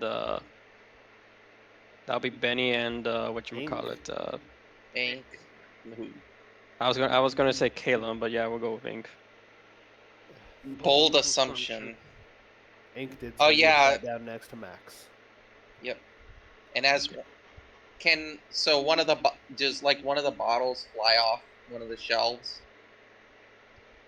Snake.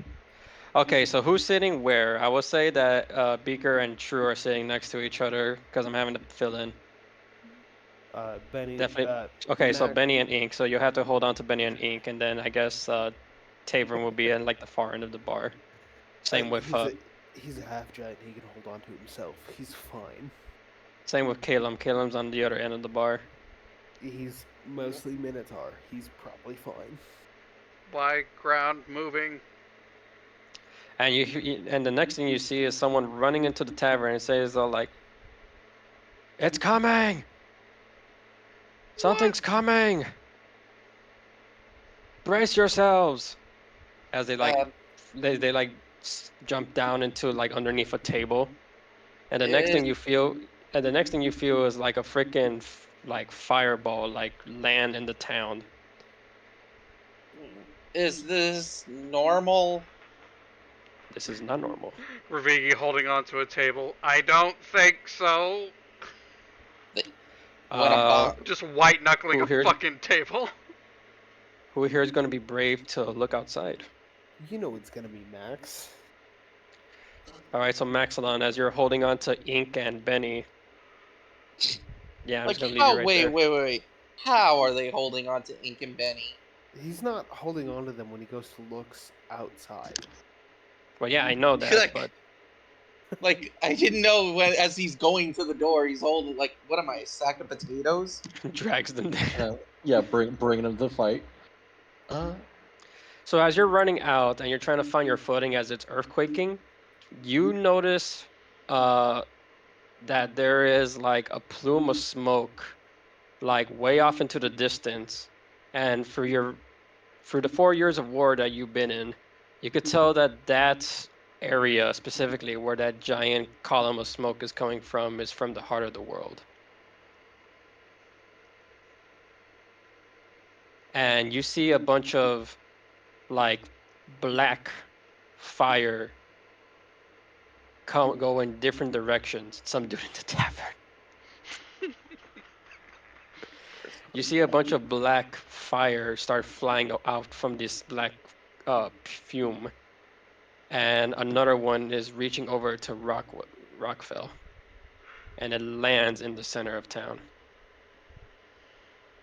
Eventually, it stops. The rumbling. Well, he's got a hand on his revolver and he's going to head towards impact. I keep forgetting you just I'm gonna- straight up have a fucking gun. Before you head to the impact, Carrie looks over to you from the windows and like, Maxilon, where are you going? To see what's happening. May I come He's with? the sheriff in town. Ink would peek their head out Ah, screw it, shortly I'm going after with. Max. Like, Yeah, or at least a window, or Max has got a hand on his revolver and he's gonna head towards the impact, center of town. Is anyone gonna join him? I am also curious. I'm curious to A, what the fuck that was, and also B, what the fuck does he have his hand on? What shiny metallic object is this? All right, so I'm hearing Max Bravigi. and Rafiki. So Shrew and Beaker are gonna come join you. Beaker pulls out his own pistol. I'll be right back, real quick. Hold on. Yeah, Okay. Penny's wondering why the fuck all these like random newcomers like, who I just swam here and I'm like destitute, running towards danger. They're curious. I'm curious. That's literally the only answer I have for you is curiosity. DM, Yes.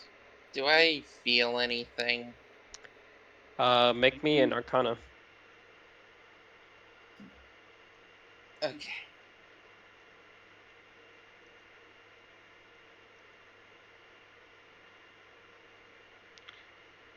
Also, what the fuck's a gun? I don't know why it was rolling like that.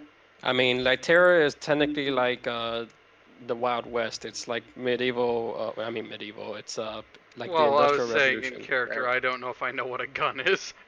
Oh, okay. No, you would know what a gun is because ever since the war ended, Oh like 4 yeah, years. yeah. People would have stolen those. Well, not that. Ever since they made the peace treaty, they decided to share their goods and stuff between the continents. Fair, fair. So yeah, I do know what a gun is. I got a 10. Those things are loud as fuck and hurt a lot. You Apparently. got a 10. Okay. Uh, Ink, you definitely feel a familiar presence of. Well, for you, it's considered home, but for you personally, that's dreadful. I'm just gonna eventually just hide behind the bigger people to go outside. Ravigi, your tall ass hobgoblin I'm ass 4'2". wide, fucking tall, lanky, long. This is what If you're hiding behind me, I think I'm considered short, but okay. lanky ass.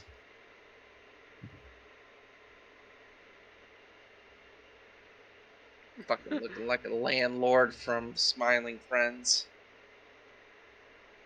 Hey, I haven't seen much of Smiling Friends, thank you. I need to watch more of it. How have you not watched all of it? It only takes 2 hours. Because I've been busy. It's like 15-minute episodes. Like I You can said. knock that shit out. You gotta do it. I'll get to it eventually. Here, he's this guy. I don't think Ravigi's that fucking skinny, but that is funny. Want to fill your belly with diet soda and smoke weed and play Burnout Revenge on the PS2? Oh my god. I'm not gonna lie, this sounds like a On the fucking... PS2. Wait, what does he want to play on the Who the PS2? fuck is that? What the fuck, That's- Stag? Yeah, that's it. It's very easy to binge. There's only 2 seasons, and they're 10-minute episodes. It takes about Hey. 2 hours to watch the entire show. All right then. So is everyone gonna accompany Max to the scene? I will eventually accompany the group. Like Because once Max makes sure that the earthquake has stopped, like he can't make sure of that, but like as soon as the tremors have died down, he'll let go of Benny and Ink and head out. Sure, you can make the Yeah. earthquake stop, Max. You just need a big enough gun. Got you. So Carrie and fucking Caleb are staying behind. There's not very much reason for Benny to go since there's people here. Gotcha. Benny's gonna stay behind, and Beaker is actually gonna go along with you. Shrew's gonna stay behind. Ink's gonna go with you, and Tavern's gonna go with you. Oh god, we love Tavern. And whatchamacallit, oh yeah, and then Bariki's gonna come with you.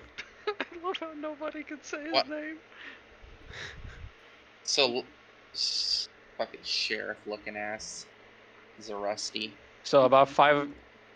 Sure, looking at, yeah. So there are about 5 of you that are going over. You have your hand on your revolver, and you see the crater of the impact. And from within that crater, you hear like snarling, growling. Something big from within that crater. And that's when I will get out my my long shot. Well, we're drawing the service revolver. Can I make a perception check to try and discern what's in the crater? Oh no. Also, Max, if you care to know what I'm holding, it looks like this. It looks like it's made from a broomstick, but it's hilarious. A motherfucking broomstick. Yeah, it's like a broomstick and some pig intestine. Max is holding a Colt 45. Get yourself a better gun. He's holding a 6-barrel service revolver. Like a Civil War era service revolver? Like a... Yeah, like an old fucking Colt 45. Fuck yeah, dude! I will eventually build him a lever action. Smith and Wesson. Ranger Sequoia. My company. Just go Anywho, full DM. On the 7th day, God made Smith and Wesson. Okay, this is better. This is what you see. What do we see? Oh no! Are we looking at roll 20 or? Yeah, roll 20. I see a Oh crab. goodness, it's your mother. Mom? Oh, I love those fucking things. I used one of those in against my party a few months ago. Yep. I had to beef it up significantly though, because they fucking tore through its ass. Don't spoil. I don't know what it is, but it looks so cool. I like its little eyeball. Everything. It's got everything. It's got pincers. It's got tentacles. I love it. Oh, so DM, do I at least know what this is? Row. I want to say row. Can I also roll history? You can either roll me a roll me a history. Go ahead. Is that just for anybody, or? Well, fuck, I got an 8. Maxilon, you've never seen a creature like this before. This is something otherworldly to you. You never, in all your years of servicing, you never seen anything like this before. This is unnatural. Cuddles, on the other hand, you know this as a troll. A troll? This is a large creature, very powerful, and one of the most dangerous creatures from your neck of the woods. They suddenly walk up right next to Max and they just say that name. Troll or how do you spell that? Can I get that? Chul. Ch. Hey, I spelled it right. Cheul. Yeah, they just. I thought you said troll. I was like, what?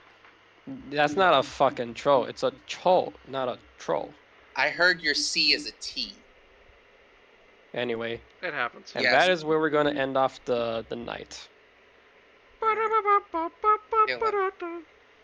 Alright, I cast Disintegrate on Bravigi for scaring me. Fuck you. You strike me down, I'll become even more powerful than you can imagine. Well, this is Fatebreakers. You could come back. See, now that's a chol in the Stormlight Archive, which is just a giant hermit crab, which they use as oxen. All right, so that is your guys' first session. What'd you think? It was awesome. I'm also currently looking for a raid target as well, while we are ending things here. Very nice, very smooth, very sexual. Wait, what? What? I cannot be the only one that knows that fucking reference. You are old. Well, I didn't fucking hear you. It's from a new show, you dickhead. Also, you can't say that like Flunky's young. Flunky's a baby. He's an actual child. Get him in the fucking booster seat right now, Stag. Fucking child. I'm almost 30. You fucking baby. Well, what'd you guys think? That was good, actually. Really good. I liked it. I like the part where you sent a lobster. It's basically a freaking aberration lobster. Is what that fucking thing is. I love aberrations. Like I always say, fuck the Feywild, embrace the far realm. I mean, that's basically the heart of the world from what Neko wanted it to be. Here's my tier list. Far realm's awesome. Shadowfell, kind of good. Fuck the Feywild. I think I know who I'm gonna raid tonight.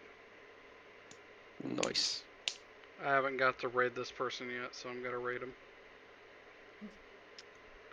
We're gonna go say hi to Lobotomy Bunny. That's a fucking name. Yes, it is. Lobotomy Bunny. Okay. Yeah, they're currently drawing. Alrighty. That's a fucking name. I know, right? Okay, goodbye. It's a great name. You leaving Thank us? you. No. Hey, dude, No, it's Matt. 9:30 at night. I have like responsibilities. It's my bedtime. Thank you All all who right, came out to and watch. You have until school next time. tomorrow. Bye bye. I don't have school tomorrow.